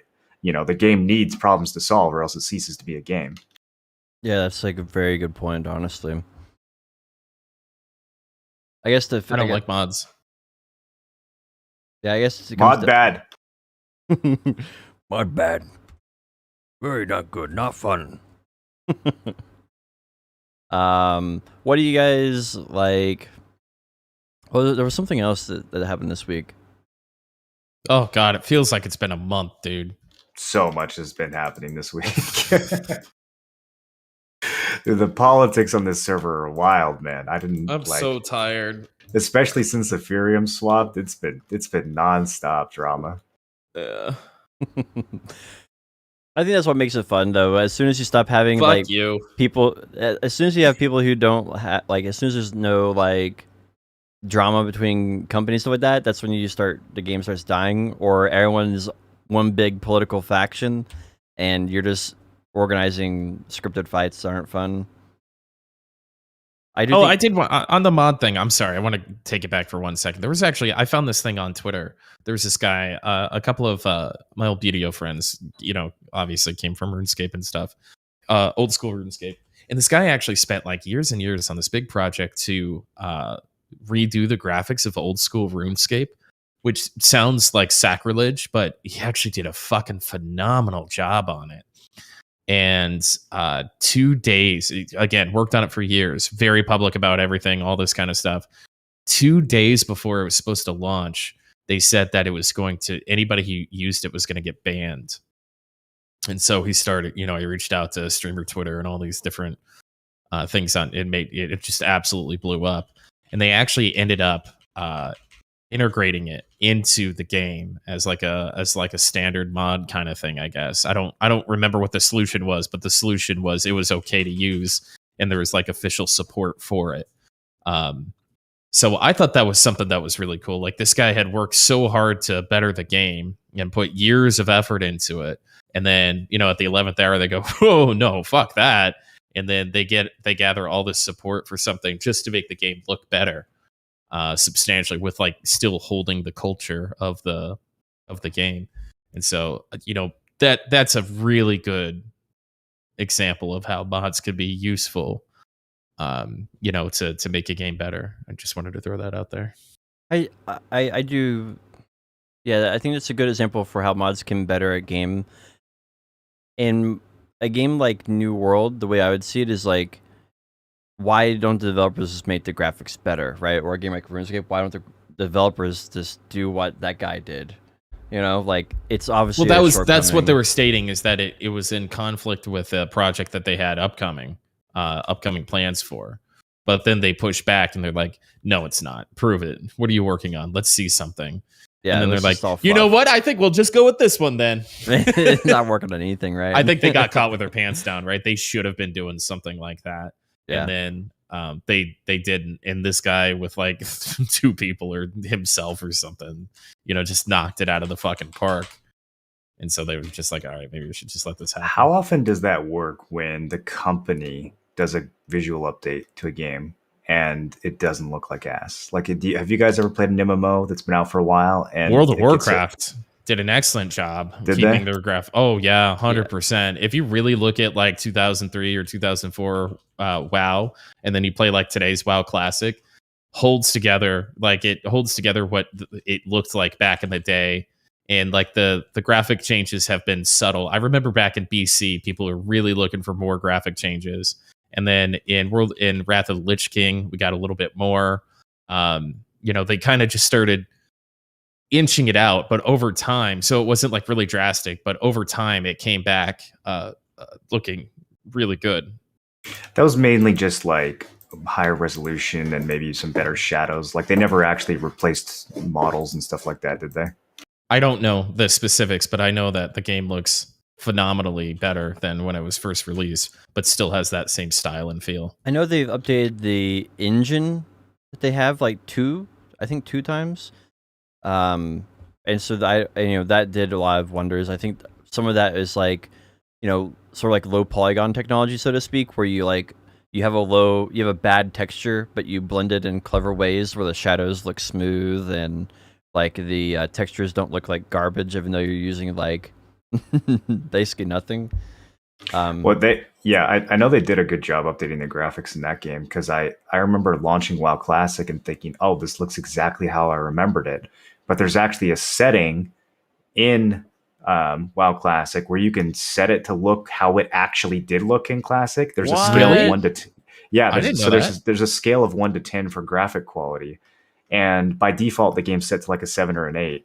And if you set it to like 3, it actually says in parentheses, like, this is how the game was back in 2004. Like, this is classic. That's so cool. And so you set it to 3, and it looks like dog shit, bro. And I'm like, there's no way that this is what the game looked like when I played it last time. But it's crazy. It's what you remember it would look like. Yeah, they did a really good job. The graphics on 8 are what I remember, but the graphics on 3 is what it actually looked like. So it's really fascinating.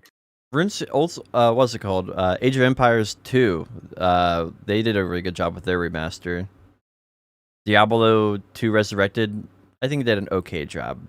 Yeah, hit or miss with Diablo 2. I actually like the legacy graphics, and a lot of like just the feel of it somehow captures something that I think the remaster kind of missed. Yeah. Now, Demon Souls, that's a fucking remaster, dude. Oh my god, one of the most visually stunning RPG experiences I've ever had. I couldn't believe what a good job they did of remastering that game. Wow. I'm trying to think. What were some other games they got it? Tony Hawk Pro Skater 2. All the MMOs I know that have gotten updated look like trash, though. Like, every update to UO's graphics, all the new models I hated. Same thing with EverQuest. Every time they added new models to those games, I was just like, oh, this is gross. Like, I don't understand this style at all. Mass Effect 1 was redone really, really well. Yeah. Didn't they do the same thing with Witcher? Witcher 1 and 2? I don't know. Witcher 1 was such a dog shit, fucking horrible game. I would never play that game. Maybe I'm thinking the combat in that game was one of the worst combats I've ever had to suffer through. Maybe I'm thinking of like Dark Souls on PC. Did Dark Souls on PC do anything? Dark Souls had a very bad remaster, where they, upscaled a Well, few textures and then It was a port, and sold then it they for made $40. it was an unplayable port, and then they remastered it to be a playable port with a couple better textures. Pretty much. It's exactly what it is. Yeah, it was unplayable. It looks slightly better, but it's not like nowhere near the quality of the Demon Souls remaster. They're not even in the same fucking category. I don't even like using remaster as the same word for what happened to those games. What other games got reworked?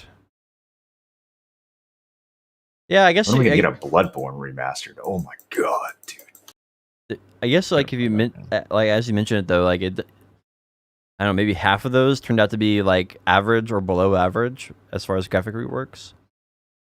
I don't know. I think most of them do a pretty good job when they go back to change up the graphics. But during my like little 2-week break before this game came out, I was playing a lot of Fallout 4 and got into like modding and all that kind of stuff. You want to talk about the right way to remaster a game? Just let people mod it. Some of the guns that I was able to use, and oh my god, the different shaders that you could put on the game, and removing some of the haze and just kind of clearing things up and all that kind of stuff, and it really being able to tune it to your style or what you want the world to kind of look like. I mean, I know that doesn't work in MMOs and stuff, but man, is that just a wonderful thing, a wonderful way to dip as many hours into the game, outside of the game as they're going to inside of the game. I really enjoy that.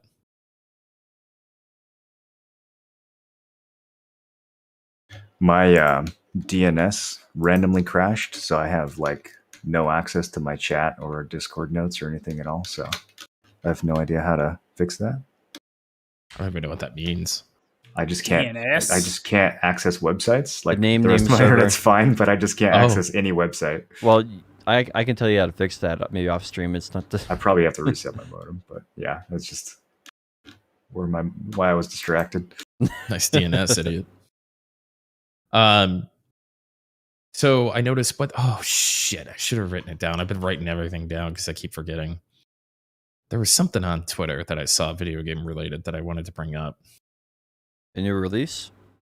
Yeah, I know there was Fallout 6 that nails. I know there was Fallout 6 that came out, but there was something else I wanted to bring up. I completely forgot. Oh, in game news. You mean if we wanna- GTA 5 or GTA 6? Oh yeah. Far Cry. That's Oh, what okay. Far Cry. Wait, game news? What's the deal with GTA 6? Is it going to replace GTA 5? All the RPers going to move over, you think? Gonna take him so long. There's so many things in those So many RP mods games. and stuff. And like Minimus Maximus, like those guys, the server, Twitch RP, they've got like a UO style like system for their skills and shit like that. Like I couldn't imagine how long it would take to rewrite all that stuff over. I literally just don't know. So Yeah. They announced that but they there's come a out. lot of assets in there. They announced that they come out like early next year, right? Did they really? Yeah, for GTA 6. Was it like March? I don't know.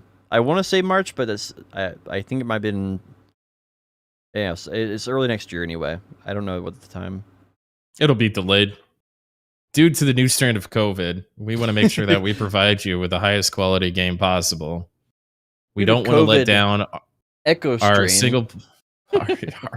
our single player people, the growing RP community, the modding community, and especially our multiplayer. To that end, we will now release it in October 2022. Ah, okay. You heard it here first. There you go. What was the other games? Darkest Dungeon 2 Ooh, is coming out, or maybe just early access. Something's happening on the 26th, but it's Epic exclusive. yeah. Cunts. I heard it's Epic exclusive until the actual release of it. So it's the alpha or beta version or whatever it is, the early access version. It's out on Steam until the full release, and then it's released everywhere. I fucking hate early access, dude, especially with a game like that. It's going to be so many spoilers. Like, what do I do? Do I just wait for full release? I think it depends on the quality of it. Like, I would just see if it's like a 3 out of 5. Like, wait until the full release. You know, it probably got a lot of bugs. But if it's, I don't know, if it's got a 5 out of 5 or a 4 out of 5, like, I don't know, let's play through it, right? Man, I wish we could just play games when they're new. I hate this early access shit, Yeah, especially for single player games. Fuck off, dude. it doesn't hurt. It just hurts the game overall, right? I mean, I guess it's better for making money, probably, but bad Did you worse for guys- players. You guys actually play GTA 3 or 4 or 5? I never played any of them. No. I played a lot of My GTA parents- over the years. My parents are like, that shoot 'em up game. None You of guys that. really never went through the story of 4 or 5? That's incredible. That's probably Yeah. one of the best RPG games ever made, man. Yeah, dude. GTA 3, San Andreas, Vice City, GTA 4, GTA 5. Like the way that they deliver the lore is that, terminology we use in GTA 4 was like probably one of the best games of its time. And then they actually kind of busted through the ceiling with GTA 5 and how they were telling 3 kind of intermingled stories at the same time that, came into contact at different points and stuff. And it was really cool. The voice acting, the character models, all that kind of stuff. I can't believe you guys haven't cut out some time to go through the story of those games. Honestly, it was the marketing of the game. It's the reason I never tried it. I looked at the box art and the way it was being advertised, and it just seemed way too normie-ish to me. No. I mean, I know that's wrong now, but I'm just saying, like, that's why I never played it back then, because it just looked like a FIFA or like some other like dog shit normie game. Well, I played like Vice City because everybody played GTA 3 if your mom would let you. And then I played Vice City because they had motorcycles, and so we just like me and my friends would just like take turns driving around and doing jumps and motorcycles at Vice City. I missed San Andreas, and then I picked it back. I picked up GTA 4 because IGN was like 9.5 out of 10, which is a normie thing to say, but back in those days, IGN was pretty spot on. I remember when IGN was a real website. Holy Right, fuck, those were the days. right. And so they're like, hey, it's not perfect, but they did give it perfect. I think it was a perfect score, and they only had like 12 perfect score games at the time or something. And so I picked it up, and it was absolutely incredible. And then it was it was like more of a curiosity if they could run it back for GTA 5, and they absolutely did. So I don't know if you ever like out of your library or something, I would highly recommend just picking up 5 and going through the story. It's a great, 20, 30, 40, 50 hours, depending on how slow you take it. And then by now, obviously, you can mod the ever living shit out of it to make it look fucking gorgeous. Yeah, I feel like modding is like, it's one of those things where it's like a double-edged sword. I feel like it's like there's so many cool benefits to modding. I kind of want to see games develop that more, because I feel like that's an easy way to keep your game alive for like months and months and months and months, where a single player game would normally be dead after a month after everybody's burned through the entire campaign or something, right? What's crazy what modders have done with the Elder Scrolls games. I mean, particularly with Elder Scrolls 4 and 5. Talk about absolute dog shit games that suddenly became, 1,000-hour amazing experiences because of modders. Like, that's really all it took was, a few downloads, and it's a completely different experience. Does Wrecking Ball CC? Yeah, CC is super hard if you take the perk underneath it. Flatten is like super knockdown. It's like knockdown plus. Oh, is it? Yeah, I think it's a knockdown where you actually stay on the ground after taking damage for the full duration, unlike regular knockdown where you stand back up. I could be wrong about that. I probably need to retest it. But yeah, it was super strong in beta. All targets within 1.5 meters are also flattened. Really good, dude. Yeah, Boy. it takes people out. When we were doing that war against aggression, the whole time I'm running around hitting people with my axe, and like they're just getting healed. When I pulled out the hammer and did my 3 my combo, the stagger into stun into knockdown, everyone, I would catch 3 or 4 people in that CC chain, and they would all drop to like 30-40% health when before I couldn't get them below 90. Like that, those CC chains are just so good, especially when a comp is really stacked on healers. I think it's really weird how a lot of the CCs, once they're hit once, they're broken out of it. Like, how do you guys feel about that? It's very unintuitive too. Like, why is a stun more effective than a knockdown? That's usually the opposite in most games. Yeah, I feel like they, if it has a stun duration, it should just last the entire time. And if they need to make them longer or shorter to bounce it out better, they should just do that. Yep, I agree. Anyway, mechanics should be more intuitive. Back to modding real quick. I agree. And actually, I started watching a lot of YouTube videos about the Fallout series, New Vegas. I watched, I think it was actually IGN. They had a relatively good series called Developers React to Speedruns of their games. And so people are like speedrunning through Mass Effect and Fallout and stuff like that, and they give you really cool tidbits. If you guys haven't checked that out, it's some of it's pretty interesting. But people put like entire expansions into these games. It's absolutely incredible. And so I know Skyrim was pretty much saved by that. But somebody is remaking the entire game of Morrowind in Skyrim. They're never going to finish that. Fucking crazy, dude. Never going to finish that. Just mod Morrowind. Just mod Morrowind. No, you can't mod Morrowind, bro. Have you played Morrowind recently? No, that game didn't age well in a lot of ways. This YouTuber that I watch goes back and plays old games. Was Morrowind? I think Salt Factory is his name. Was Morrowind as good as I remember it? And he puts like light graphics mods and stuff on it, and he just goes before, after. Sorry if you'd want me to play it vanilla, but I'm just not going to do that. Fuck you. And he goes through and all the different highlights and lowlights of the game. It's actually really interesting. Salt Factory. He did about 20 games. And the way we remember games versus him like actually diving into the different quest chains and all the different houses that you can do and stuff like that. Super fucking good. That game was on another level. They peaked with Morrowind. Can't fucking wait to play it again in Skyrim. I'm gonna send you that video. You should watch that video. There's someone doing something similar with Fallout or New Vegas, right? They're like remaking a new game. It's like New Republic. It's like based in California. Yeah. Well, that's the NCR, I think, right? Yeah, it's like the NCR side, basically. Yeah. These like Blue Shift for Half-Life.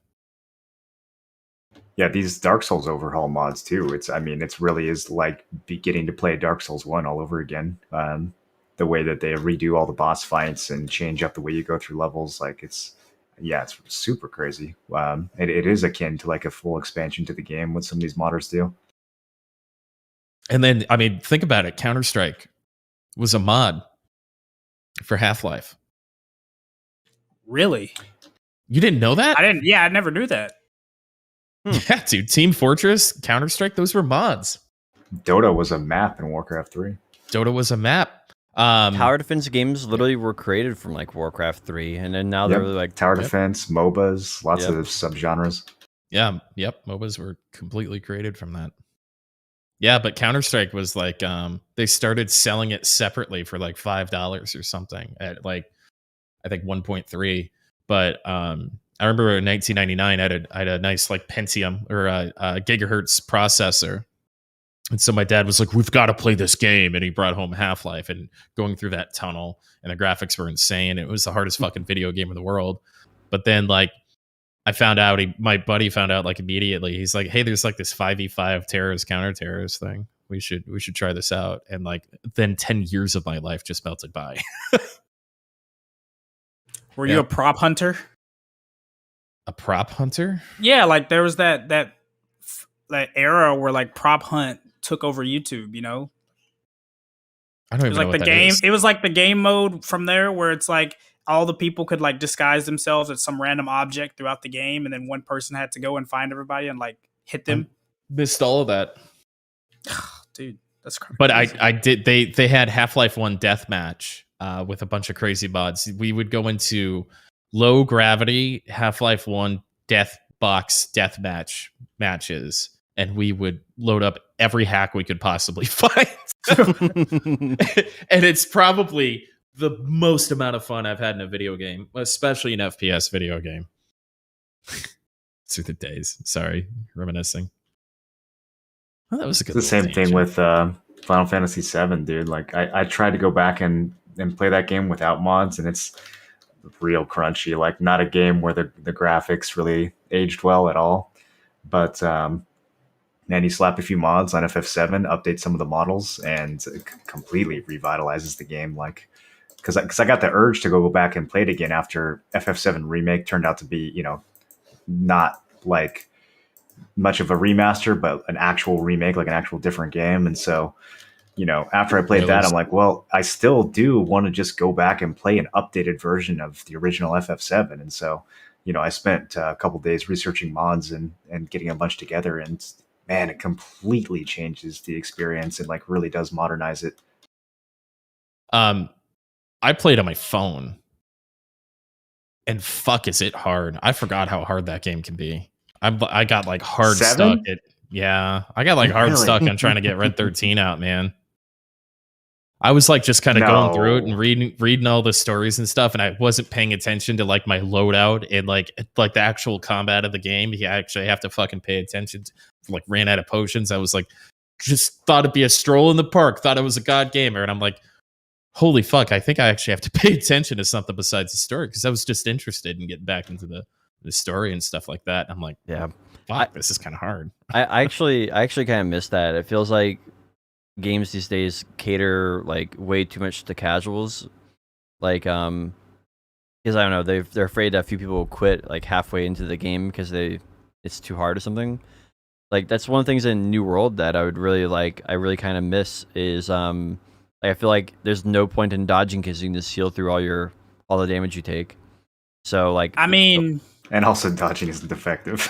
yeah, I can remember a lot of times with like a couple different games, like back before like I even had access to the internet and stuff. I would literally go to get my mom to take me to Walmart just so I could sit on the floor in the game section and look at the Game Informer guide for the book, like of the game, to figure out how to beat something. It's kind of crazy thinking about that now, that like that was actually a thing, but like I would literally just go to Walmart and like they have like the guidebooks. They'd sell them for like $20, but I'd just be like, I'd open it to the page of the mission that I'm stuck on, and it would be like, yeah, do this. Yeah, your state got internet, what, 3 years ago, right? Yeah, fuck you, Tim. I remember those days. I remember thinking back about that. I think the last game guide that I bought was Final Fantasy X, because there was a bunch of stuff like right off the rip that you like, if you just pass by, you'd never be able to go back and get again. But like having that kind of walkthrough guide thing for like, I'd normally do it for a second run through, but to have that, and because there really was no like video game content sites like that. Dude, you guys remember game FAQs? Nope. Oh my god, I spent so many hours reading those. You guys sub to Nintendo Power? Game Informer magazine. It'd be fun to see us. Bro, Nintendo made Imagine so much money off those guidebooks back in the day too. Imagine all of us trying to play like Castlevania or something one day, seeing how far we could get in an hour. No, dude, the old Castlevania. Ninja Gaiden. You remember? The old like Ninja Gaiden games were like the any of hardest those games ever, bro. Even like Super Mario or something. Like all those games are super fucking hard. And like if you take like no refresher, I went back to Super Mario World, I think, was one of my favorite games growing up, and I went back to it and I was like, how the fuck did my 7-year-old self like pile through this game? I think it'd be Ninja fun. Gaiden 3. That's I think the only one of those I played, and that was, like you said, really, really challenging. I remember the getting spawn camped by the boss. This getting wrecked. Or even like some of the Metal Gear Solid games, dude. Like I used to be obsessed with those games, and like that was back during the memory card days. And it's like I didn't have a memory card, so like I would try to hide the fact that the game was still on for like a couple days at a time. You know, I'd cover it with like a bed sheet. Doing that.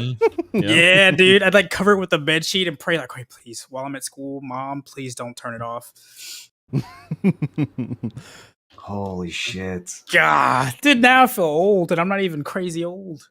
you'd have like I remember the CD making a lot of noise on like some games, and like you would be like, all right, we'll push it to the back. We're gonna put a pillow in front of it. Like we're gonna block it off. We're gonna tape over the power off button so they only see the other buttons that don't do anything. Yeah, dude. Or like, did you guys ever like play handhelds to any extent? Like, you know, I'm talking about like Game Boys. Oh and yeah, stuff? dude. I put a couple hours into that old Pokemon game. You guys remember that one? Ah, yeah, dude. Like, so I I had a had Game like, Boy. dude, I went so fucking hard on Pokemon. Not only did I max out a bunch of different teams at level 100, there was this weird system where you could bump your stats after they were level 100 until you hit like some sort of actual hard cap where they like EVs kept and IVs. yeah, like their stats kept going. It wasn't just the items. There was like some weird hidden experience bar. Like, yeah, dude, I fucking disentangled all that game's like hidden broken buggy systems and maxed out all my Pokemon to like the ridiculous degree when I was like 15 years old or something. There was some crazy times. I remember like I got a Game Boy Color and it was like my first like handheld system, and it was like purple and kind of see-through or whatever, but I thought it was the coolest thing ever. And there was no backlight on it. So it was like, okay, well I play it. Well, I can't play it in the dark because there's no backlight. Well, I remember they came out with like the Game Boy. It was like the Game Boy SP or something like that. And it had a backlight on it. Like the screen was lit up. So that was like, it. yeah, so like I remember multiple times my brother and I getting in trouble because we'd like try to hide under the covers so my mom couldn't see the light and know that we were still awake. But it was Did sick, you have though. a flashlight on or something? Yes, sneaky. But then like you didn't have to have that anymore because the screen had a built-in light. Oh yeah, dude. It was like revolutionary for my young lad self. Okay, but there was, you know what's crazy is like 10 years before that happened, there was already a handheld that was backlit that you could play in the dark, made by Sega. Gear. Yeah, the Game Gear. I was ready about to bring that up. I feel like almost nobody knew about this. Like none of my friends had one. When I bring it up now, people are like, "What?" Like, yeah, it was full color. Like I remember Game Boy Color came out, and it wasn't even color. It had like 2 different shades of red that they added. Meanwhile, like Game Gear was actually full blown color with a backlight screen, like years before any of that shit happened. It was just so hungry for batteries that I think that's really what. It lasted like viable. an hour and a half. So you'd have all these accessories, or I had all these accessories on it, where I had a screen magnifier on it. I had extra battery packs and shit that were like rechargeable. Like all the grips and stuff, so it wouldn't, if I dropped it because I was 5, it wouldn't break the $400 handheld thing. But yeah, you could play like basically it was a little after Genesis came out, and it was basically a handheld Sega Genesis with like, I don't know, 6-7 inch screen. Crazy. I never even heard of that. It was enormous, dude. It had to have been a foot long by a half foot. It was pretty tall, big. And then probably 3, 4, 5 inches thick. Like it was probably like the size of what a Switch is now. You think, mm-hmm, or do you think it's even bigger? Yeah. I don't think that's kind of crazy. Right, it might have been that long, but it was thick as fuck and a little taller, and it just a little. The screen was a little bit bigger than Game Boy's, but not much. Yeah, it took like 6 or 8 fucking AA batteries. Dude, I do not miss the AA battery days. Like my brother and I, we were like young. Did it take AA or Ds? Did it take those C's and Ds? Was it? No, it was a bunch of A's because I remember. I remember asking my mom for more batteries, and she was like, "What the fuck are you using all these batteries for?" Dude, my younger brother and I, we would always try to find these ghetto ways to like recharge batteries. Like we would dude, put I would steal them from the TV controller.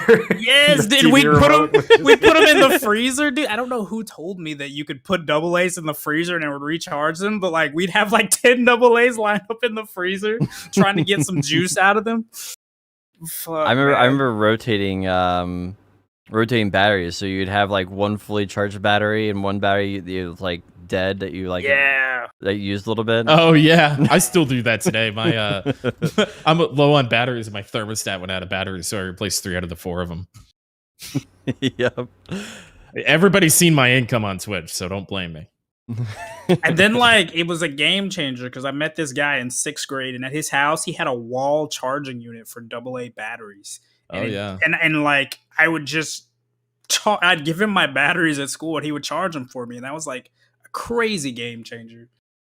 One thing that like I'm really thankful for is actually that I was born when I was born, because when I was born, you didn't have personal PCs. Like maybe one or two people, like you might know someone who has a personal PC, but no one had one. And like since then, like we've gone from like personal PCs to handheld gaming devices to like everyone has their own cell phone. Now we're sending people back to space, electric cars. Like I don't know, it's just getting crazier and crazier and crazier. Like AIs are actually a thing now, and not just science fiction anymore. Like, and like always go full Amish. I absolutely despise the time that I'm alive. I don't like this time at all. I do I'd think like it's to be probably born the like worst. 100 years before or after. Yeah, I think it's like probably one of the worst times to actually live psychologically in. It's really hard because we just don't have any experience or know what's best, right? It's almost too much change to handle. No, But man, alcohol I used to be super definitely- cheap, man. That's like, fuck. I don't know, dude. I kind of went potion where like I'm kind of glad the time that I ended up in for a lot of different, just because like I've seen a lot of things, like the change of a lot of things around me. So like my hometown that I was born in, it's crazy. It was a dry county up until last year. So like people literally couldn't sell alcohol. Even restaurants didn't have alcohol. And then like magically last year, it's like they got some new progressive kind of people voted in, and bam, you can now legally sell and buy alcohol. And then like they put like a community college there. So it's like I've seen like the progress and change of things. And obviously I wasn't born like a long time ago. I was born in 95, right? Which is, Mhm. you know, after some of you guys, but still. Yeah, every generation I has its struggles, right? Like if you were born 100 years ago, like you would have lived through the Depression, you would have lived through like World War I, World War II. Like every generation has its struggles, so to speak. We also can say that we weren't born during the Tide Pod eating era, you know, that was a couple years ago. Or like people licking ice cream and putting it back and like biting fruit, weird ass TikTok trends. So, you know, I could have done without TikTok. Do you remember 9/11, Kerr? I wasn't very young or very old then. I was really young. Was I in second grade, first grade? You were- would have been younger than 6 or that. 7. Yeah, Yeah. you probably Yeah, weren't I in was- school. No, yeah, because I started first grade or at 5. Yeah, because my birthday is August 17th, so I was a year ahead just because of the way my birthday fell. Mm. So yeah, I think I was either first or second grade. Wow, that's crazy to me. I didn't want to get into that. I was just curious. Yeah, I mean we're going down like memory lane anyway, so it's kind of just Yeah. spitballing, right? Yeah, every generation has its trouble. And if you lived 100 years before that, you know, you wouldn't have any like, I don't know, you would have like maybe not crazy wars and stuff, but then you had bacteria, like germs, like people were getting killed by completely different things. That was way worse. Yeah, like life expectancy 100 years ago was like 40 years. Oh, I think that's like fine. Like that's probably what it should be. It's like, yeah, that's like twice as much as what I need. Exactly. When I get to the point I can't wipe my own ass, put me in the ground. I'm like not that's even kinda where halfway I'm at. done with this shit, man. Dude, with your Fuck. luck, Tim, by the time you're like 60, I mean, there already is any retirement, but you're not going to ever be able to retire. And like life expectancy, they're probably going to have some shit where people. I want to be like 110. 140. As long as I think God. like maybe it's even longer, right? Like I just want to see how long I last. I just want to be witness to like everything that changes in the next like 100 years. You know, I saw a picture of my parents on their wedding day. And I That's a shocker right there, because oh, sorry, I remember seeing that too. Where are you going with that potion? I'll just go fire ahead. off. All right. Go ahead. Go ahead. Yeah, like I remember when I first saw my parents when they were first married, and like, you know, I was like looking, I was like, man, like this is, you know, they look younger than me, and it just kind of put everything into perspective that, you know, we're all just living our lives, and we're going from point A to point B and making the best of it as we go.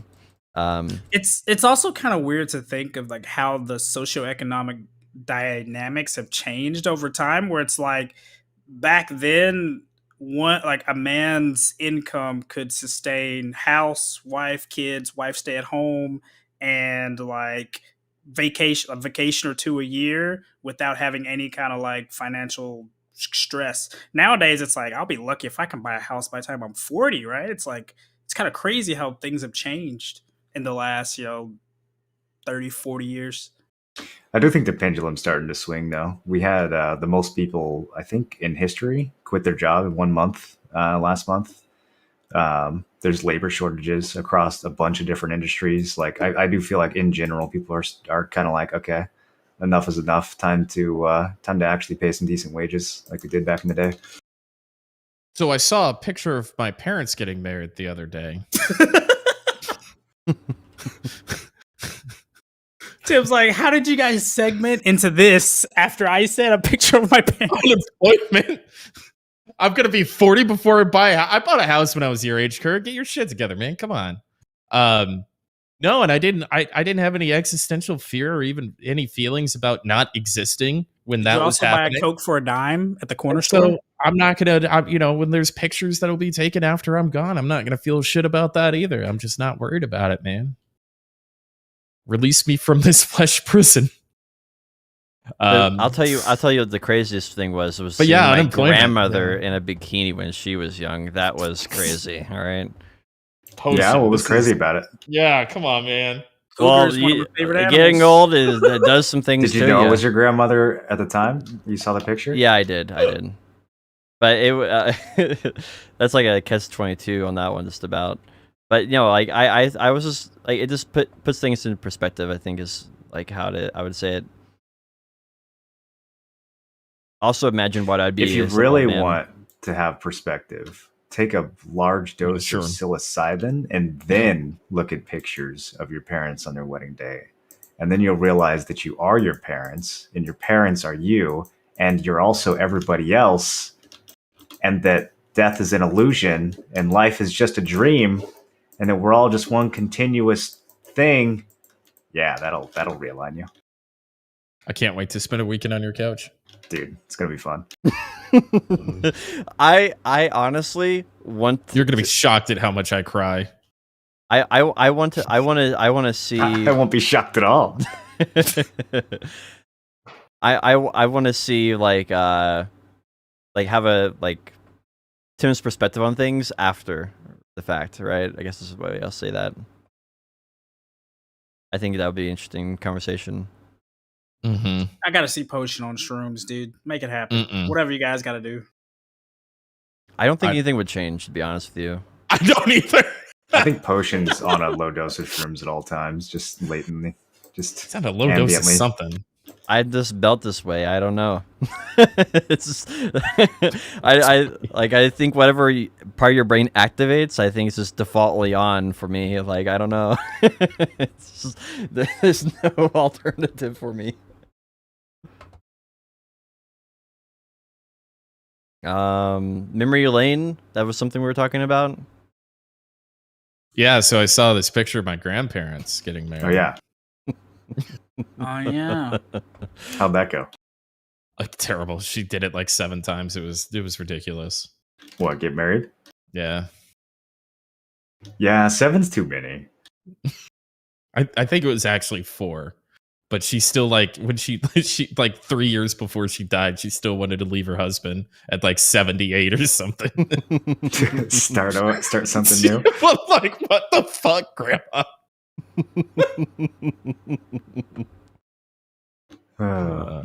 Yeah, rest in peace.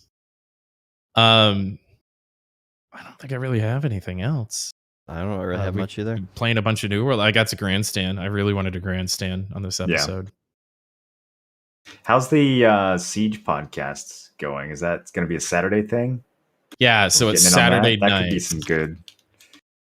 It'll be interesting if Alex shows up. It looked like Val's been enjoying it. Like, this man's been freaking over the moon, ecstatic about it. Yeah, well, he's been getting a lot of support for it. You know, a lot of people are showing up. He's doing a pretty good job with it. He's got some high expectations and plans for it. So you know, we'll see how it goes. But you know, it is kind of a cool place to kind of sit down and talk a little bit of shit about the fights for the week and stuff, and talk about the state of the game. So shout out to Not Valinaris. I'll try to have a link in the description for that also, so for people who want to pick that that's up. going to be so much of the longevity of this game is like the community and the rivalries and the story of what's happening on the server.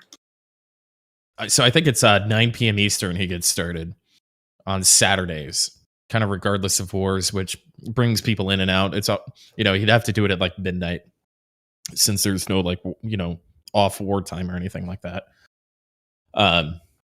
So if you want to catch it there, I try to participate as much as possible as well. So and then Alex been there a lot, God Complex and PvP Pat and all those guys, and a couple of new people coming in and asking questions. So it's a pretty dynamic event. I'm just happy that I'm not the one doing it. Soul crushing more involved job with that. Yeah, we'll pencil you in. What's the like for people who don't know what a Siege podcast is, like maybe give people like a TLDR of what to expect. So it's basically he has a rundown of topics of events of the week. So if major bugs came out, if people are talking about, you know, lag or something, big contentious fights, maybe there's some drama between different guilds, maybe somebody's been sitting on some shit that they don't really want to, like, you know, if TC is mad at Hemp Cartel or God Complex or whatever, and they haven't really said anything, and then they talk about a fight, and then all that comes out. It's kind of the inner guild drama that comes out with the, I don't want to call it a facade, but maybe the pretense of just all the major PvP guilds sitting down and just discussing the game calmly. It's quite literally a powder keg and almost never doesn't explode regardless of what the game is. This sounds pretty interesting. Like, I mean, I don't know how else to respond to it. Hey, it's got Void Ore. Really? Yeah. Wow. Yeah, can I borrow that from you? I need 3 more. Or no, 4 more. I can't do math. 4 more. But yeah, there was some listed for like 10k gold, and I was thinking about trying to buy 1 or 2 or something. Yeah, they're expensive. I guess for the, like, going back to the Siege and give you a better proper response now that I'm not distracted. Like I think that's really helpful for the game. Like what Moreland said, like what the community makes for itself as for content, right, will be the longevity of the game, right? Like that I feel I'm explaining that poorly, but I do think that's really true. That without like the community coming together on that kind of stuff, like it just gets boring really fast, right? Like if everyone just sits in their territory, doesn't challenge anybody, we always know who's strongest. We have like a pecking order. It's like, I don't know, I think it's pretty boring pretty fast. So I do think that you know, the community making sure that the factions are fairly equal on their server that they're on and stuff, and like talking about this different stuff is important. There's also a level of like wanting competition and good fights, but not wanting to kill the enemy guilds. You know what I mean? Like it's sort of like a problem that arose in BDO, where it's like the strongest guilds kind of got to the point where instead of wanting good fights, they were just literally out to kill opposing guilds and such. Mm-hmm. And then it just like divulges and kills the entire scene. So I don't see a whole lot of that. So that's a good thing, but we don't know. Time will tell, right? It was pretty funny. The first week, PvP Pat came in and was all like, you know, Aftershock sitting at the children's table. You have no idea what you're doing here. We're gonna drain all your fucking resources. You're not gonna know what hit you, kid. You know. And then the next, I think that week, we like shit down their throat in a siege. And so then I got to throw those same things right back at him. You know, so it's kind of the friendly jousting back and forth like that of, you know, putting out a little bravado and then, you know, getting shot down and having to kind of lick your wounds. A lot of people find that fun and interesting. And it kind of gives like people within the guilds to, you know, to kind of attached to something, I can't wait to go fight those guys, or man, they really need to stop talking shit. Let's go push their territory, stuff like that. That's kind of like the whole point of MMOs, right? It's like that social dynamic that happens, that back and forth rivalry or like drama or whatever the case may be. One would like to think. Well, I don't know if there's been any good examples of good social dynamics in MMO recently, but I do think that's what the goal of them should be. I think this game's doing a fairly good job of it. Again, Yeah. just the bugs and some of the low hanging fruit they need to fix, and hopefully it doesn't turn into a BDO, and we can get back on track here for a really longeved. How do I conjugate that? Long term, fun PvP game that has some back and forth and faction swapping and shit. Yeah.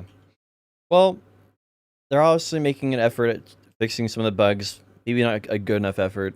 And we know that they have a arena on the way, and apparently they're working on a leaderboard for companies owning territories. So I think all that stuff is about time. I think all that stuff is at least in the right direction, and that's more than we can say for about half the MMOs right now. So I'm pretty happy to see the future and continue rooting for New World's development. We have owned First Light longer than anybody else has owned another territory. That's true. Where's our leaderboard? Actually. Yeah. I think second place is like Axiom with Restless Shore, but I forgot about that guild and that territory.